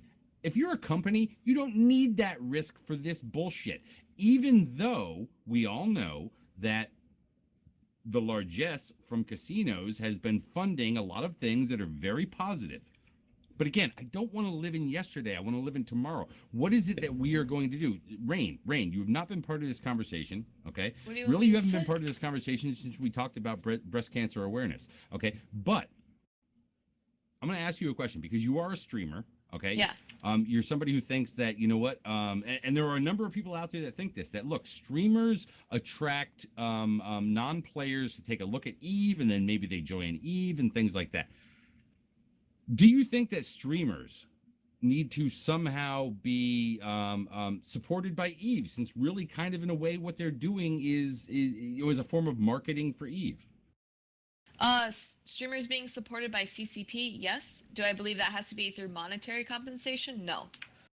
So do you think it'd just be like through whether it's awareness, CCP like attention? No, awareness. No, whether yeah. it's through like CCP being like, hey, here's a host, or hey, all these new players just joined, and we understand like our rookie help chat is being completely overwhelmed by new players, and we don't have enough ISD. So let's send out a notification saying, hey, you should check out like YouTube Gaming. You should check out Twitch for CCP for EVE streamers. Like those are very minor things that CCP really doesn't have to commit to, but they can really help people. I know I've had plenty of people on my stream asking me how to play the game, asking me for tips, asking me for advice. I've had people sub through me, and then I end up giving the Plex to them directly if possible. But a lot of people, such as like say this guy Mean Harry in chat, Mean Hari, I don't know how the fuck you say his name, but he seems to think that he can continuously bring up comments and then get shut down and thinks he's still right because he's like being a whiny little bitch about people. So, but yeah, streamers do a lot. If, for example, you want to look at the Alliance tournament, Even T streamed the I think Alliance he's an tournament alpha. He's a with future an alpha. I'm pretty sure. amazing fucking studio and amazing fucking production quality, and that was all through players. That was 100% through players at best, at the very best, hosted by CCP or an in-game notification by CCP. Well, that's not See, this is where I disagree. CCP did This is give where I us a disagree budget. with Raid. I disagree with Raid in this point. I don't think CCP should ever be obligated. I never said obligated. Well, no, I never said obligated. They shouldn't support streamers. I don't. You're there to stream their game because you're playing it anyways, and you want to have people look at you for attention. I do. Or it's because you I want people to look be at a me for streamer. attention, or I just want to show people how to play the Well, no, game. I do it for attention. I'll tell you, I stream because I'm. Well, already you playing may the be game, an I might as well attention stream it. whore, but I'm not, because I've literally started streaming because I'm in rookie help chat and someone doesn't know how to probe, and it is so goddamn difficult to explain to someone how to probe without fucking showing them. It's through text. It's see, absolutely difficult. hold on. You should have You done say that like attention whore. 7 I years say ago. crazy. Tried that. Right. Oh my God, say I'm so glad. I do it because I'm going to be doing dumb things, and I want someone to be entertained by the dumb. I don't think CCP should ever do anything for me that they wouldn't do for a guy that's mining an asteroid belt. If I'm promoting their game, it's the same promotion as someone mining an asteroid belt in HiSec. They should get the same benefits. I don't think there should be like a favoritism. But a guy mining in HiSec just playing on his own is not going to bring the attention of Eve to anyone else. If it does, it does. I mean, look, whether you're It will for people that like mining. That's Exactly. why I pointed out. Oh, well, if you're how saying someone's this should not streaming be- mining, yeah.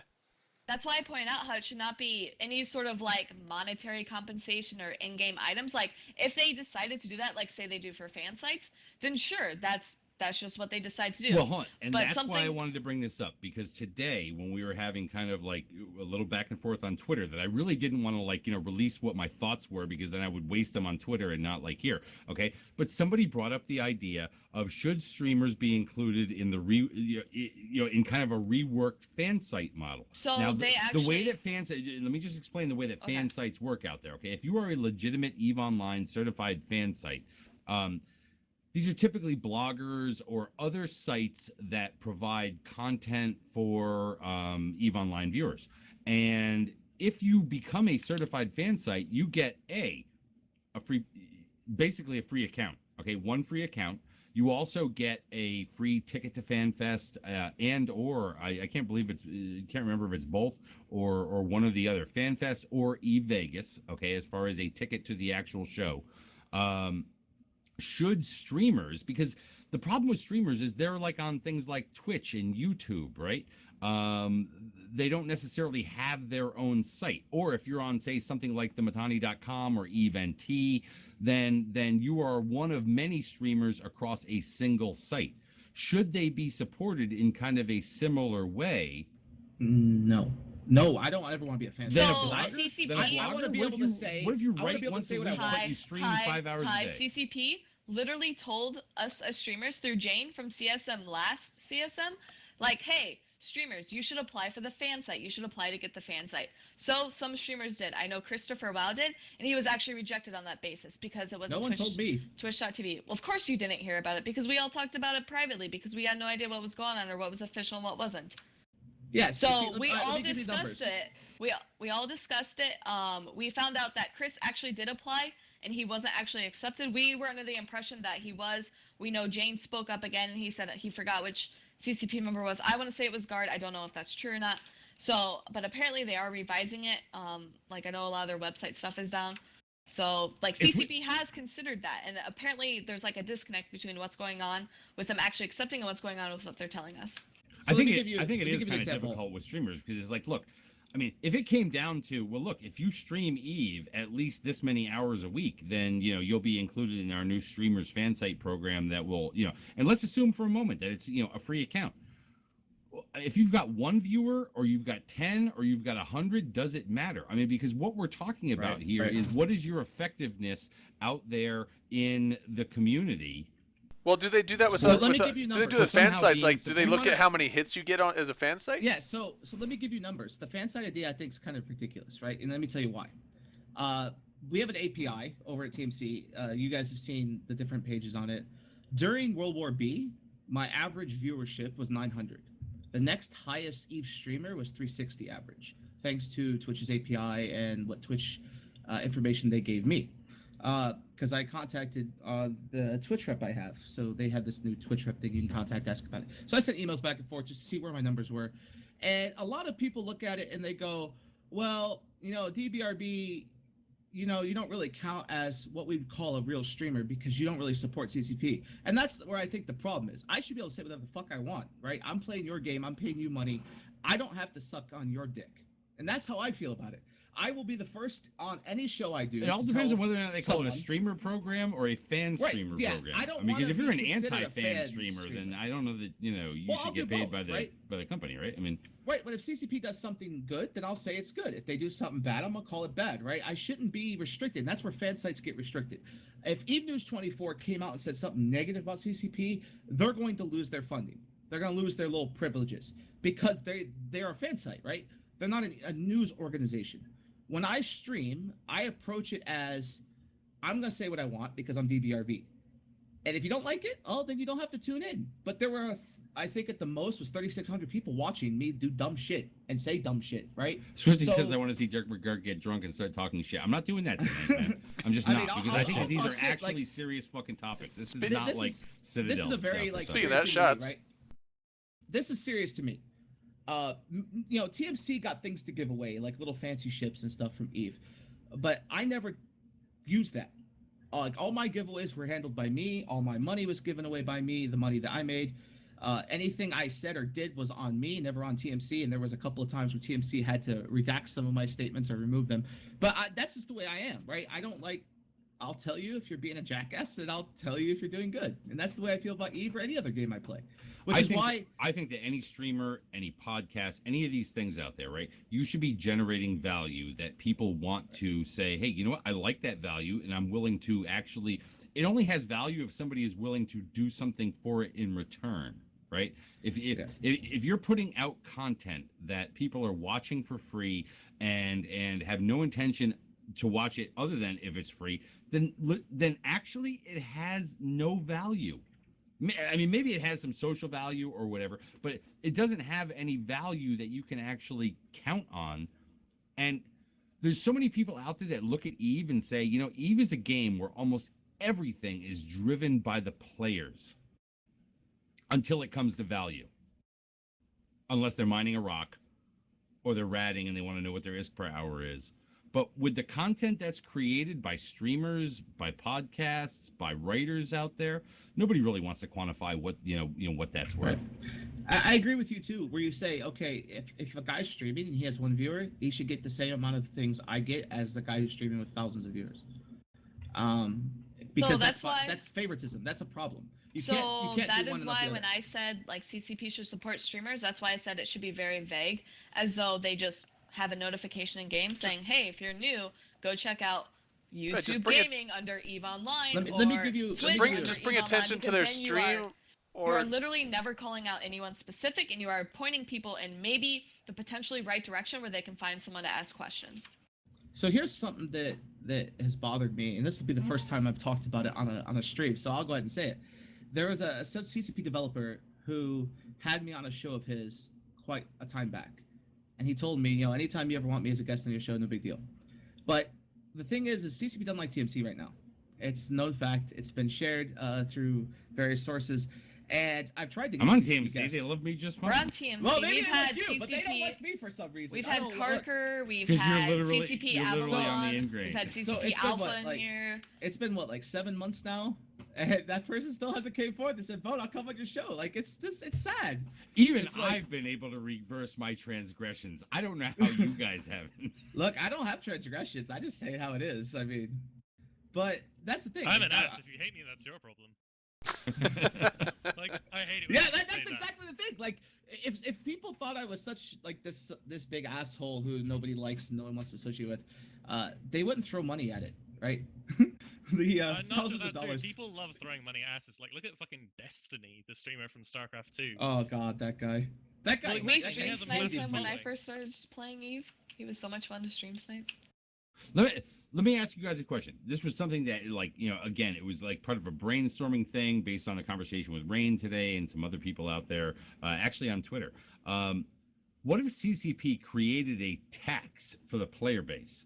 All players paid this based on That their was not kind part of my discussion. That was No. totally Nope. unrelated to Nope, me. nope. It was actually related to that. Okay. Okay. That the CSM would then dole out as grants like they were the Oh, casinos. Please. No. Okay. Nope. We're getting Nope, no, never. no. No. Wouldn't That- that make it's a video who game, you right? elected for the CSM more important? And wouldn't it also in a way replace kind of this casino monopoly type thing? The CSM already has people screaming at them for bias and favoritism. That just opens a whole. That would new be amazing. fucking What if they were like a avenue of board that criticism. approved what CCP wanted to do in doling this out That's- to whether no, it be they're- podcasters or CSM are not an approval board. I thought we were Yeah, talking about no. CCP not supporting streamers through monetization, but instead just supporting streamers through kind of like, hey, Word like of mouth. as Drayden said, It's- like now all of a awareness. sudden Yeah, everybody's that's a that's goddamn yeah. Tony fan. That's why I'm I was just- saying awareness. It's like that's exactly what you're saying. It's like even if they just had a simple link to the to like just the EVE Online game channel section of Twitch to like just to look like you No. click on it, bam, you see all the people that are streaming EVE Online in Twitch. They That's could a easily quick way, do then- like it was H1Z1 does this, and PlanetSide 2, and there's a couple other companies do this where they take the top like 3 or 4 streamers that Higher are actively taxes. streaming the game, and they have it on their main Jesus, website. Dirk, is this how you So leave I us? think- Higher taxes and a loan. I think having Make it top streamers alone. wouldn't be good because then that shows bias. But I think if you just have, hey, here's the like EVE Online Twitch page, just go here and like click on who you want, because then people can have their own preference to that. Right. That's They what can I'm go saying. into any chat they want. They can talk to people. They can just maybe watch someone who like, Opa. Opa does a lot of like high sec PVE. He does a lot of streaming of big fights. Is that Or different say from someone like Daopa? yeah, the Opa. His Daopa. name's You, Opa. you said Wait, Opa. you is said it? Yeah, PvE. his name's I- Opa. I always Fine. thought it was You said Dalpa. PvP. It's PvE. I said but- no. I meant I called PVE. If I Dopa. said PvP. But yeah, you said that's what I'm I saying. said If they PvE, I just was like, wait a second, wait, what? if I they just meant PvE. if they Or, just like, pay attention to the whole EVE page in general, you don't that way you don't have to worry about favoritizing one streamer over the other, but also you don't have to worry about like reinitializing every time a new EVE streamer comes out. It's like they're already there on the page. But we've been happy with the way that casinos have been distributing money across the community. So if you want to Okay, talk yeah, about I'm air quoting that shit because Dirk. depending on what part of the community you're in, like so yeah, if you want to weren't talk about getting that, any. I think that gets away a little bit from streamers. So there are some streamers who have relied on the donations from like EVE casinos or sponsorship from EVE casinos or gambling sites, but there are a lot of streamers who haven't, or there are streamers like Sutonia who gets the money, but then he literally uses it all for giveaways. He doesn't use it for himself.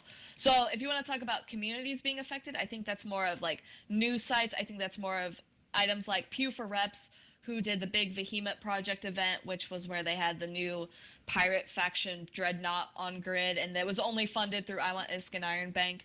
So if you want to talk about communities being affected, I don't think we should have streamers in that, because a hold lot of on. streamers aren't affected by it. You say news sites. You mean fan sites? Yeah, fan Because site, in Eve, or- in Eve, there's only one. Like as far as I If know, you that have an covers EVE news site, if you have a legitimate, strictly EVE news site, you can qualify as a fan site because Right. you are covering EVE news. But see, this is if you something they decide to changed go off recently. into other stuff, then you don't qualify any longer.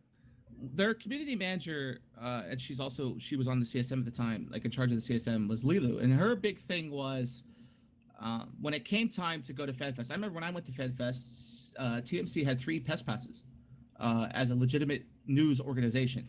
Those press passes were given to us as just the same as it would be given to Rock Paper Shotgun, CNN, any of that stuff, and that press pass also allowed you to get there for free. Like they paid for everything, and they were really good about that kind of thing up until recently, where they've changed it from news organizations getting the access to fan sites. So because That's we were an that's absolutely you not know, true. Okay, well, regular told- regular news sites. Okay, it wasn't just a matter of like all news sites that weren't fan sites didn't get that. There were some news sites, okay, who like CCP. They actually pulled kind of a Trump thing. Let's be honest, right? They pulled kind of a Trump thing that ones that were reporting bad on them in a consistent basis, they took it to. Yeah, Now, yeah, TMC exactly. was one of those ones that got hit, but there were also other ones, and then there were other like non-fan sites that also got hit. So let's not conflate. Yeah, well, like, there was a couple of real. It all resources, depended but I'm on saying- what kind of tenor you were like, taking. it Did you went consistently from- take a negative tenor? Well, in my case, no. Like, I was both sides, right? Like, if CCP did good, that's Yeah, fine. but But when I went to CCP, it was like, hey man, I want to come report as the boat show. I want to come, I'll vlog it. I'll do videos. I'll do live streaming, interviewing. I mean, they had Laz just a couple years ago there doing modeling for Eve clothing and doing like interviews with different devs as part of TMC. And then like not even a year later, it was not even. It had nothing to do with a year later. You know what it had to do with? It had to do with at Eve Vegas this time last year. TMC was a loved thing. Right. Yeah. Literally, We like streamed it. 18 days later, shit changed, and that's because shit changed. Right, yeah, we paid, I think it was like something close to $15,000 to be able to cover that because of all the cost of internet and all the other things we had to deal with. So things like that, that's what gets me is that, when you say that's what gets you, I mean, let's that be drives honest. me nuts. Stuff did change. There were things that occurred in that 18 days, or let's call it 30 days, or even 60 days past Eve Vegas last year that changed the complexion of the relationship between TMC and CCP. Now, you can say that they shouldn't have reacted the way that they did. Maybe other people will say that they should have. Whatever. It's not like it just like went from FanFest of the previous year and then like out of nowhere changed. Oh, it's interesting. It's an interesting look because, I mean, I wouldn't say, yeah, you're right. I wouldn't say it's out of order too because CCP they have a history, right? I'll say this as much as anyone. They have a big history of, they will tell you they'll do something, word of mouth, and you'll go on that word. And then because it's not in writing, they could just as easily as they said they could do it, they won't do it. I don't know if you've all have seen that. No, before, that's true. But that's happened. And there are stories from times. back in the Eve Radio days and Eve TV and whatnot. Where Right, people right. come up with that. But anyways, so let's see here. Some other questions that came up. Regarding this whole casino thing, right? That that there was. Personally, I throw this into the tinfoil category. That CCP did this because they just want to develop their own internal gambling site within Eve. Somebody asked that last night in the after show, okay, of Talking in Stations about, well, do you think that maybe what they want to do is put their own gambling into Eve? I think that's absolutely ludicrous. I think that CCP wants to go nowhere near gambling at all, and that this is the line in the sand that they are drawing as of November 8th, that basically they're making a big push for new players, and they want these new players to come in not even knowing that gambling ever existed in this game. They're gonna learn. What are you It's a even good talking idea. about It's anymore? great. It's a great idea though. Like I agree. Like they should have done this a while ago, but I mean, every company's gonna do it now. Eve, Valve, all of them. Like you're gonna see gambling disappear from a lot of games. I mean, sure, some games will have it, but People are running scared. Companies are running scared. And you know what? If you're a company, you need to measure that risk and like adapt. they to saw it. dollars, right? They looked at Valve and how much they shelled out in cash, and went, "Holy fuck, we can't." Yeah, but what was compete with that." casinos actually doing for the gameplay or the players? You know what I mean? Aside from like a way to waste your risk and fund some guy in game, what were casinos really adding to the game? Casinos acted like Vegas casinos. They would give away charity bits to groups. So those for the groups would actual game, ignore it's it. not doing anything. Right. It didn't do anything for the game. All it did was So then, whatever. put a hood over the player's eyes and said, "Okay, look, you ignore all the illegitimate shit we're doing, and we're gonna give you some kickbacks, like funding these news organizations or streamers or everything. We'll give that streamer $20 billion, but because we don't like this other guy, we're not gonna give him shit. And look, you'll go over here and watch this guy.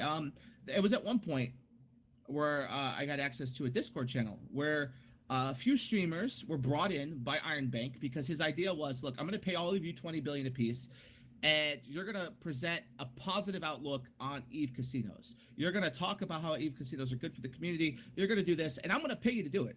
You're going to be like our spokesperson. And it's just like the Mafia or even real life casinos now.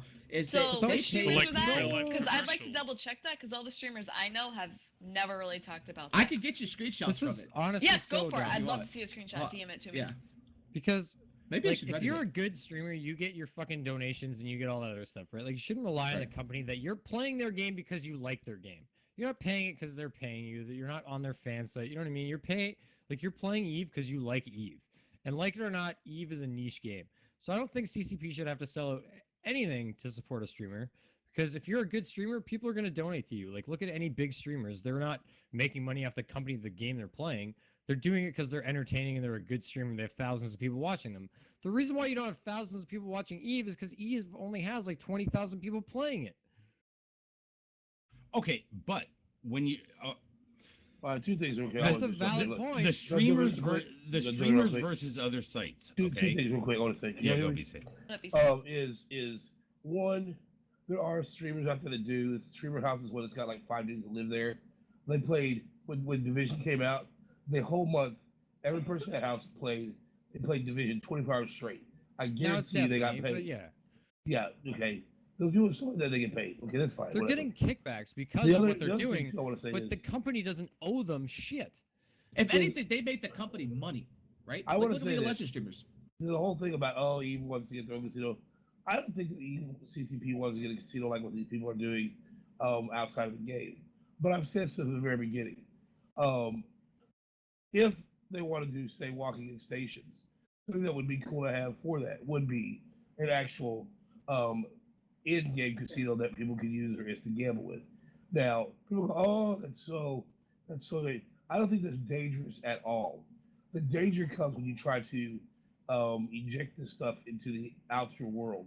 If they were able to maintain a casino in game inside the virtual reality world that they own, I would guarantee there's like zero possible chance of anything being Except Plex, and this is the problem with that. Look, you can create a game that you buy the game for $40 or whatever it is. You get it in a box. You go to Babbage's or whatever, okay, and you come home and you play it, and inside that there's a casino. Fine, but when you have a mechanism like Plex, somebody out there at some point could theoretically link money to Plex to ISK to gambling and derive a value scenario out of that. No, they can't. I'll tell you why. Because there's no way to take, only if at some point you can then go back to real life money. If You don't can have never- to be able to get it back out. This Well, is no, the whole thing you about can't the get it out. idea of like, are you messing with kids? Are you messing with people over gambling? No, but what I'm saying, Dirk, the only way that what you're Because talking about because the would be illegal victim is out. wanna What say they right would now. consider to be the victim is out the money. Hold on. Okay. But the only way I think you would find any legal system is if you were one of these games where, and at some point, you could then bring your ISK back out of the game into real life cash. Even I'm Because they laughing about don't. the Babbage's references. I'm sorry, I'm old. Because they don't. I don't think you have to worry. I don't think somebody may try to stand up and say I'm going to sue you for this, but again, there's no way of converting in-game assets to real life assets at this point. It's only the other way around. So they wouldn't have to worry about that. They wouldn't have to follow banking laws, none of that bullshit like that, because there's nowhere where they have said we will guarantee real life value of an in-game asset. So they don't have to worry about that. So banking laws are out the window. That's the big thing that these people are scared of. Is Virtual value is a messed up thing. Well, yeah. Can we talk about something real quick? I know I've had questions asked to me on Jabber about this. A lot of people are afraid that they're looking at these big names like Elise and others talking that this is really going to hit the game hard. So the question that was presented is, will EVE Online's economy suffer because of this big ban wave and because of the November 8th ruling of removing of casinos? And I don't think so. And the reason It'll I say get that is affected a little bit. It just it'll not be a a ton. short. So according to a couple of what goons call finance team guys, is that in the short term, yeah, you're gonna see like people dumping shit like crazy to recoup their money. But in the long term, it'll just continue on like normal. Like you won't see a Plex- big effect. The big Plex thing you're going to see might is take Plex might a hit. change a little bit. It's not going to be that big of a hit, but there's not going to be those like massive Why wouldn't IWS it be? winners out there What- like buying up shit. Plex will go what's- down. Here's a question. Yeah, what, Plex will go down. I guess you would need to know what these casinos were doing with their excess ISK. Were they buying It has Plex with it, nothing or to do was with it just that. totally in It has liquid ISK? nothing to do with that. It has Has nothing. it- You no, don't because- believe that demand for Plex has anything to do with the price of Plex? No, what's going to Well, affect the market the most is that when people were playing things like I Want ISK and stuff like that, like you would just bet on random ships because I used to do this, and then I would just take the ISK and then try to turn that around, right? So it's not like the market. It's like, not people that are about the building individual ships, players. I'm not done. Although I go ahead. I'm sorry. So it's not people like getting the ships and like so the market's not going to decrease on people buying ships because I Want ISK wasn't giving out a ton of ships unless people were only playing. And it's a small percentage of people that were playing I Want ISK to get the ships they wanted. Most people were just playing to try and turn around a profit. So the market's not really going to decrease in the fact of like people buying and selling ships, but it is going to decrease in the fact that the people winning all that ISK is not going to be buying things in bulk anymore. So it's going to be a slight decrease, but Plex 100% is going to change. There's going to be changes to that. All of it. I mean, even I mentioned before the show. Something is even some stuff like watch the numbers who watch next year's Alliance tournament or the rest of this Alliance tournament. A lot of people watch that because they go and they bet on EVE, and then they watch the tournament and try to win money. Now, if they don't have that, watch. I'm telling you right now, you will see a drop in people that watch the Alliance tournament. So here's the thing about the Alliance tournament. Its highest viewership numbers were 4, 5, 6 years ago, because the quality of like the amount of effort CCP put into the streaming of it was amazing back when CCP. What is the guy's name? I think that's more because Eve had a bigger player base 4, 5, 6 years A, ago. you had a bigger player base, and B, you know what? They just were watching it more back then. They Right. were more Like, engaged. I used to Once watch they it. found out that it was nothing more than like elitists against a bunch of scrubs, it fell off a bit. Yeah, I like re- I didn't watch. I this really shit. don't think that the production value is particularly low. Like I wasn't Nah. around 4, 5, 6 years ago, but I watched the VODs, and in terms of what they were putting on then compared to what I've seen put on there, both in person when I was there last year and the year before, and what has been going on this year, I think it's pretty good. Like they between 8012 and 8013, so last year and the year before, CCP went from converting meeting rooms to do the whole studio to having the full TV set that's there all year round with the Eve TV thing, the 07 show. Well, I mean, I don't think that the- the production quality is significantly May- lower than maybe- previous years. CCP Soundwave was the person, by the way. So, I just back when I watched the Alliance tournament, like I didn't watch it this year. I've watched 1 or 2 matches, because someone will link it to me. But in terms of watching it to actually watch it, I used to watch it for the people that were part of it. So the CCP people that were part of it, the commentators that I knew.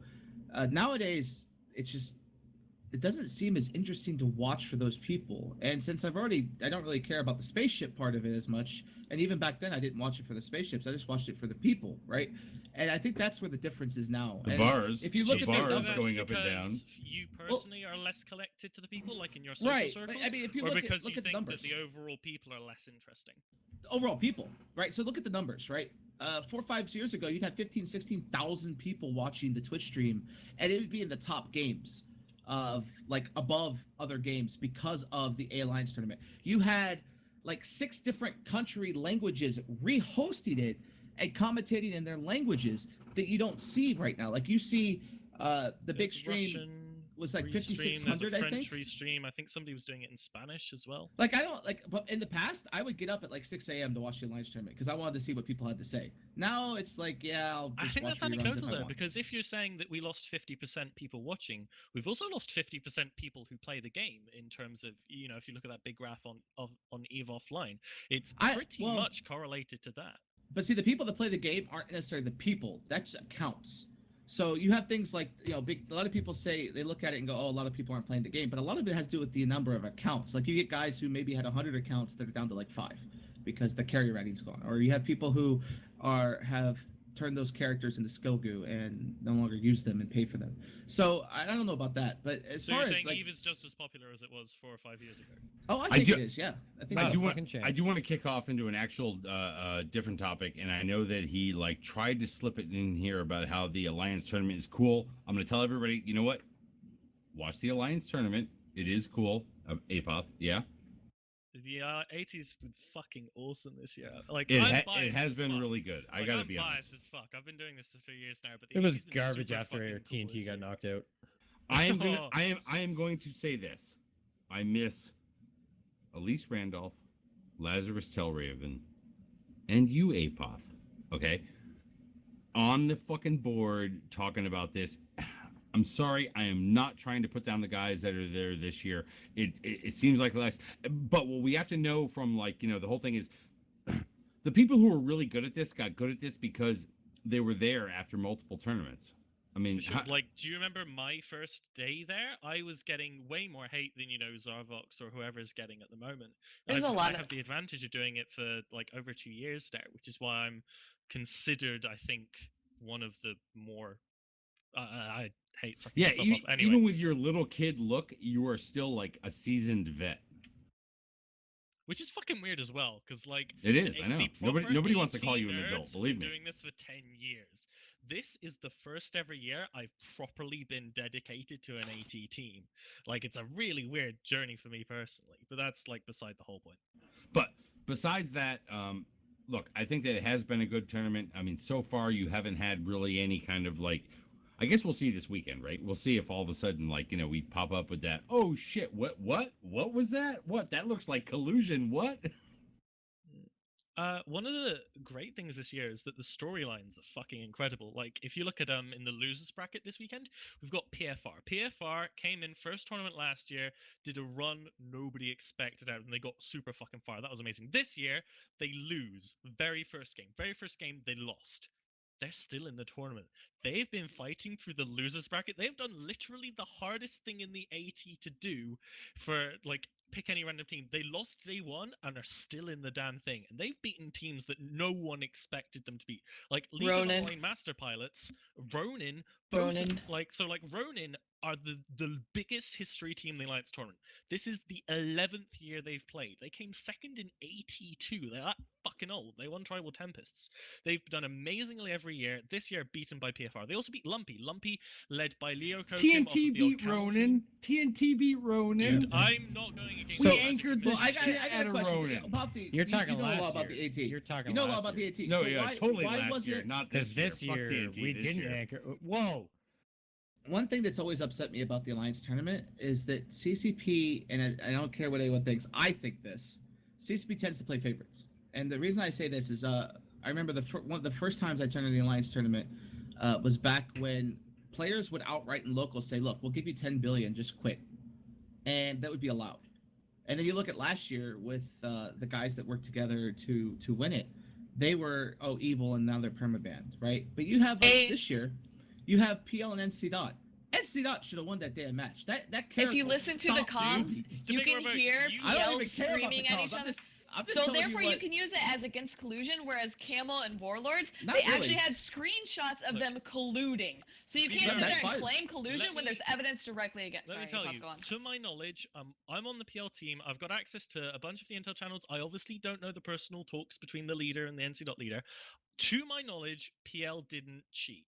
Like, and again, this is true of the Hydra and the Camel guys. The vast If majority of when their they players were didn't going to cheat, If you can't PL change your if bet on PL Eve bet Right. mid-match. If PL NC Yeah, Dot I did mean- cheat, I hope that everybody involved gets hell fuck permabanned and gets You destroyed. say that. I absolutely want that to happen. It would be I badass do if not on believe it Eve bet happened, you and could change your based on bet how the mid-bet. match went. Let me tell you that in testing, we obviously tested the comp we were going to bring against the comp they bought. That is exactly how the game went every single time, apart from the dumb boundary violations. Because our support got destroyed by their support, but then our core was just too tanky and survived and went on to win the game. Like, So, that's you how it guys- went in testing every single time. There are guys two have- things that well, people how many like of you it, have floated I think Caragos in before? in the Alliance tournament, and that is one when you have got a match that completely all of a sudden changes direction. Okay, like that PLNC dot one did. It's like, holy shit, they just had two that went out that boundary violated. What the fuck? Okay, Further. and everybody went crazy. And then another one where whether they are a good team or a bad team, if it gets down to 3v3, 2v2, 1v1, people love that shit. They eat it up. They don't care whether the result of that was good or bad. wanna All get they really care triggered? about is that Well, this so, is close. further, Oh my What they god. should do- beyond it is that PL were the favorites to win that match on EveBet, right? So if PL were going to throw it to win money, you'd put your money on NC Dot. And if the two command ships had gone out and PL lost because of that, fucking I would have been yelling, that's fishy as fuck. But PL then did go on to win. So it's a bad throw to do that makes no sense in order to get anything out of it. And like and then like Dankel coming back and fucking killing the Caracals. Like That some people Caracal, are saying, though, oh, the Caracal slowed down. Well, like he have you stopped. flown? Yes, Well, I this float a is- so Caracal. I fly listen- them all the time. Okay, DBR, Caracals so don't listen, go 100 okay, meters a second. the Caracal fit they use, you can look at the Caracal fit, right? I am almost certain what happened is one of two things. Number one, he fucking ran out of cap. Like, that can happen. He wasn't zero, he was non-MWD speed. So he might just fucking run out of cap and in an opportune moment. Secondly, like, he could have been just trying to mitigate SIG. Like, speed is better than SIG, but he was dying, maybe he thought he could try it, like, whatever. Like, either way, you could absolutely make the argument for collusion either way. Like, if PL hadn't won the match, if the Caracal had survived, everybody was screaming, 2 command ships went out, it's total cheating. You can scream collusion either way, and I think that until you have proof, until you can find something, it's just screaming and yelling, and, like, it's entirely invalid. In the same way as when Camel Warlords happened, right, at the end of last year. Like, I said, I didn't know. I couldn't tell if there was cheating or not. Maybe it looked fishy, maybe it didn't. I'm going to give them the benefit of the doubt because I don't know until CCP come in. If CCP come in and they investigate it, I'm totally happy for them to investigate as a member of the PL team. I'm sure everybody else on NCPL are totally happy for them to investigate. If CCP come in and say, we found you cheating, fuck you, I'm on the side of CCP. If CCP go like, we didn't find any cheating, great, cool. So the person who outed Camel and Warlords is actually on the NC Dot team. He was actually flying their flagship. So if there was any sort of collusion going on, you can 100% bet that DHB Wildcat will fucking rat them out because he does not doubt it. tolerate that bullshit. Bro, You turn doubt on it your because fucking that's heart. how they I did don't last know year, about that. winning both Also, first people and from the second. team. You don't think he would, right? Peel's Okay. already potentially lost members from the team because they were scared collusion might happen. Because it's, I don't know how well known it is. For example, Killer B, PLFC, was involved in World War B, was practicing with the Lumpy guys this year. And like, Killer B was making the claim that he was like, because I'm helping PL, I'm helping the tourney team. Like, 2 people from the team nearly quit because they were so fucking scared of collusion. It was like, look, don't worry, nothing's happened. And like, we've been like, whenever we've talked to other teams, whenever PL's done anything that could even be looked at as semi-fishy, like, just look, this is what we're doing. Like, one time Hey, we were Fix is now testing it in following. Thunderdome.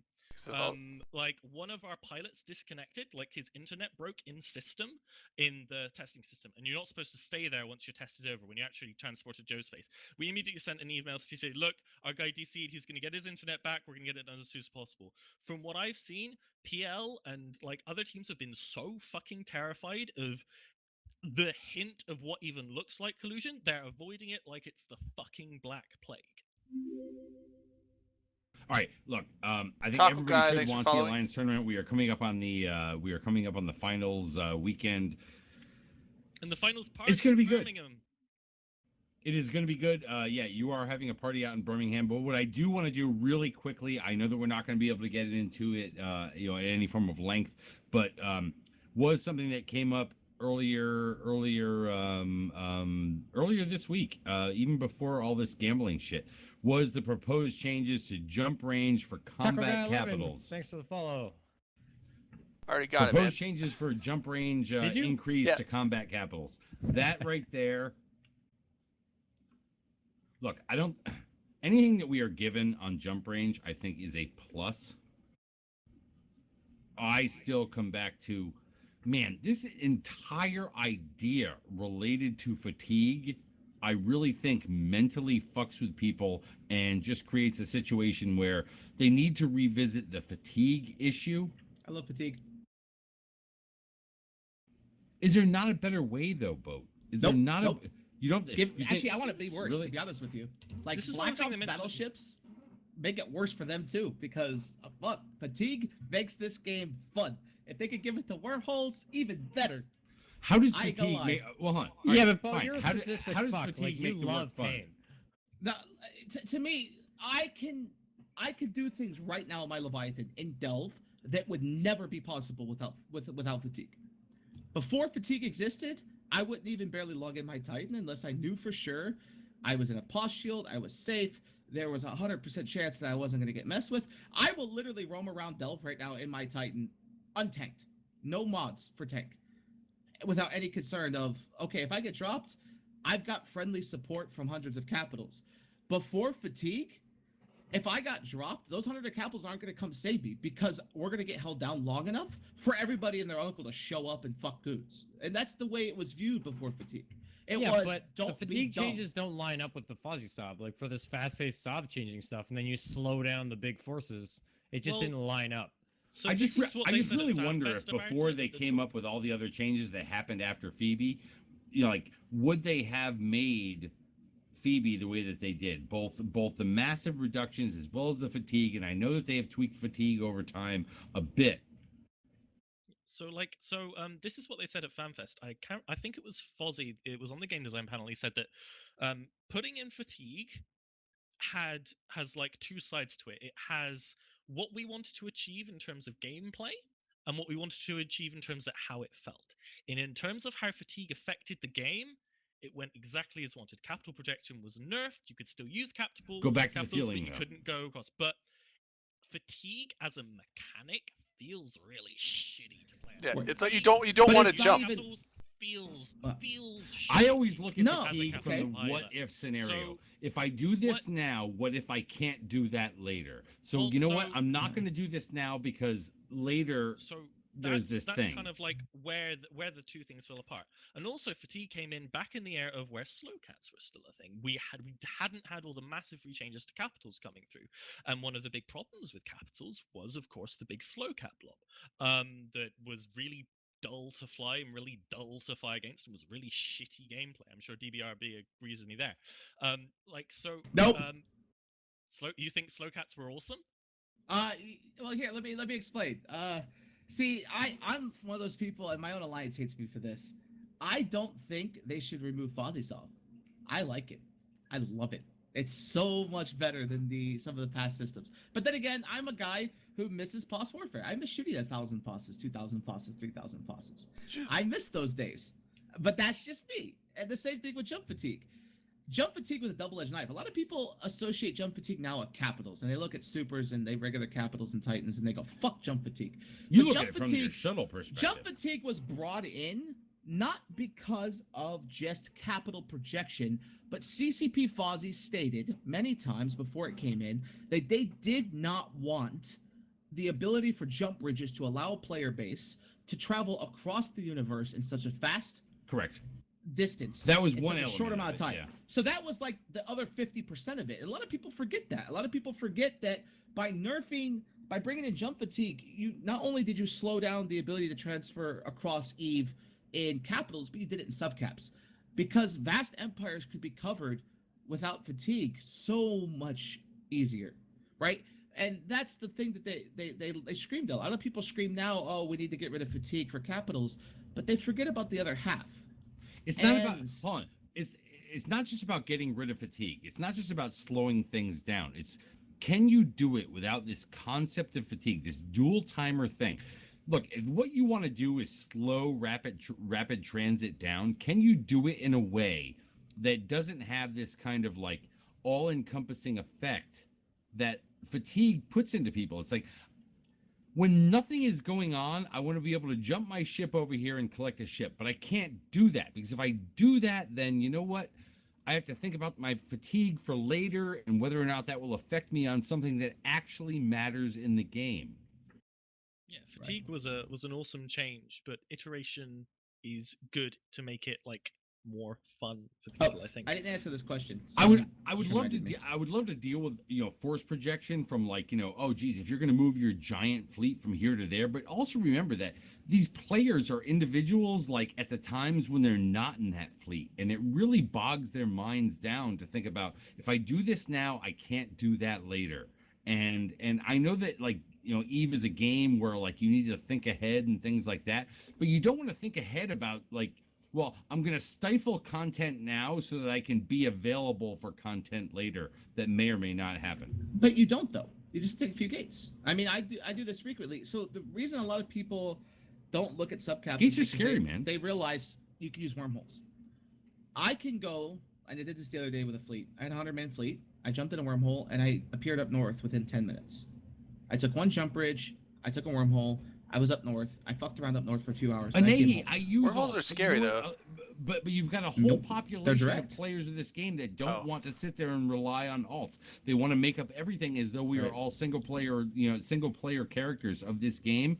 I have alts galore. I use them, okay, but I try and think outside of my own. I have multiple alts. I move this character up there to actually jump that ship, and then I get into the other guy if I need to do the things that count. Werewolves slow are cats- super. So I never answered your question, Apoth. I like slow cats, and I like slow cats. And let me tell you why. Because when people use slow cats in such a massive number, they never brought subcaps. So that meant my subcaps could hold your slow cats there for hours. I think I held a PL fleet there for like 12 hours, which is Dictors. Just threw Dictors at the problem. And made it a living nightmare because you can't just warp off half your fleet because you'll lose the ability to maintain that rep.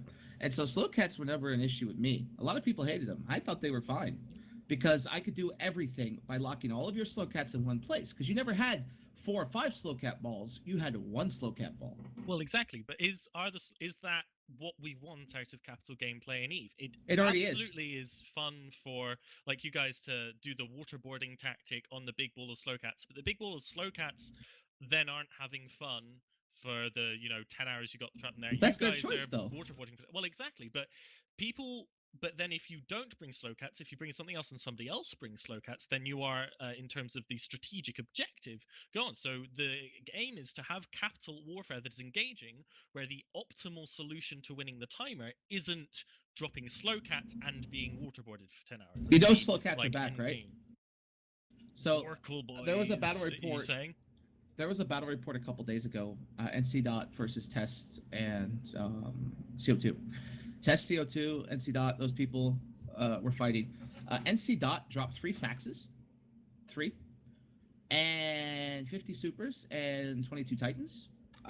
The subcap force of CO2, Test, and all that was closer to about 600 people, and the subcap force for NC Dot was about 100, 150, and NC Dot didn't lose a single capital.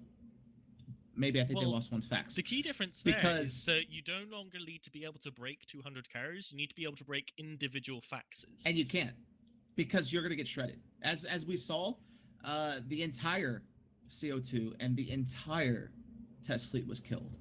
Yeah, Almost for 100 sure. billion lost to almost nothing from NC Dot because NC Dot didn't need to risk anything. They had their capital and Titan dominance. That's back. Absolutely. I don't know if you need guys to have be seen able that. to shred faxes long enough to start working on the big stuff. But you are breaking things. In Slowcats, you wouldn't break anything. You just need to bring enough forks to consistently be able to kill faxes, and you're trading faxes for whatever you're losing in that time. So if you still bring a not as strong force, then you're absolutely going to lose, and you get wiped. You'll kill a fax or 2, and then you'll lose because you didn't bring in enough damage. But it's not the case where you kill nothing. You kill absolutely nothing unless you can break everything in the fleet. It's a far bloodier system now, is what I'm saying.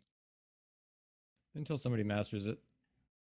It's been mastered. Like, so here's an example. You haven't even seen PL necessarily in that theater of war. Like, you look up north. I don't know if you guys have been following me. A lot of you guys are on PL, but PL isn't even in this yet. It's just NC Dot versus CO2 Test, and Test is already telling its members if PL enters, evac. PL's giving it all it's got. Do you man. remember? PL's giving. No, we're Yeah, not. PL we're at like warp PL fucking really 11 right now, and it's like we can't. Like PL's CO2 is sitting there and saying, "Holy shit, we're fucking holding up." We're like giving everything we've got. So I don't know. I mean, if you guys jump into this as like a fucking So, third like, party, So- that's like is so a unfair against fantastic CO2. example of DBRD. PL dropped so many faxes in SH1 in that big fight where Gigax lost the Titans and the Test had the weird dread jump in. PL dropped so many fucking fax. See what's really funny about that Test jump in? Test didn't jump in their dreads. They were ordered by CO2 or to trough them.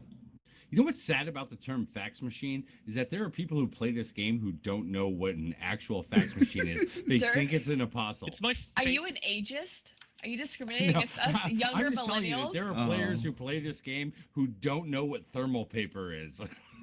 There's people who don't know what an TQ, NES fax is. are my favorite ships to fly. I loved Triage before the changes. I love them after. Totally my Yo, favorite. my thing to favorite fly. ship's gonna be now? Rorquals. Dude, they're gonna be Will that so You change gonna have a happens? pink skin for Oh my it? god! They're Oh gonna my be god! You pink amazing skin for your like work. 5 minutes. If I there am are going pink to skinned nerf the Rorquals, shit out of that them. will be the fucking like. it won't quite be BTAC-R, but it'll be the pink BTAC-R. My favorite ship right now though is sorry. Go ahead. Who's up after us? It's Canadian, right?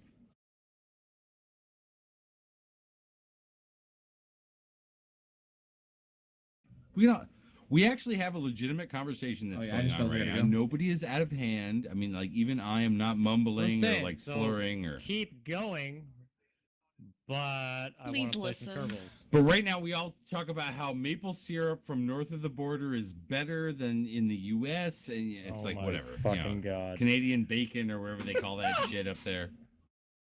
If you're staying, it really is ham. But I gotta go over. So. Thanks for having me.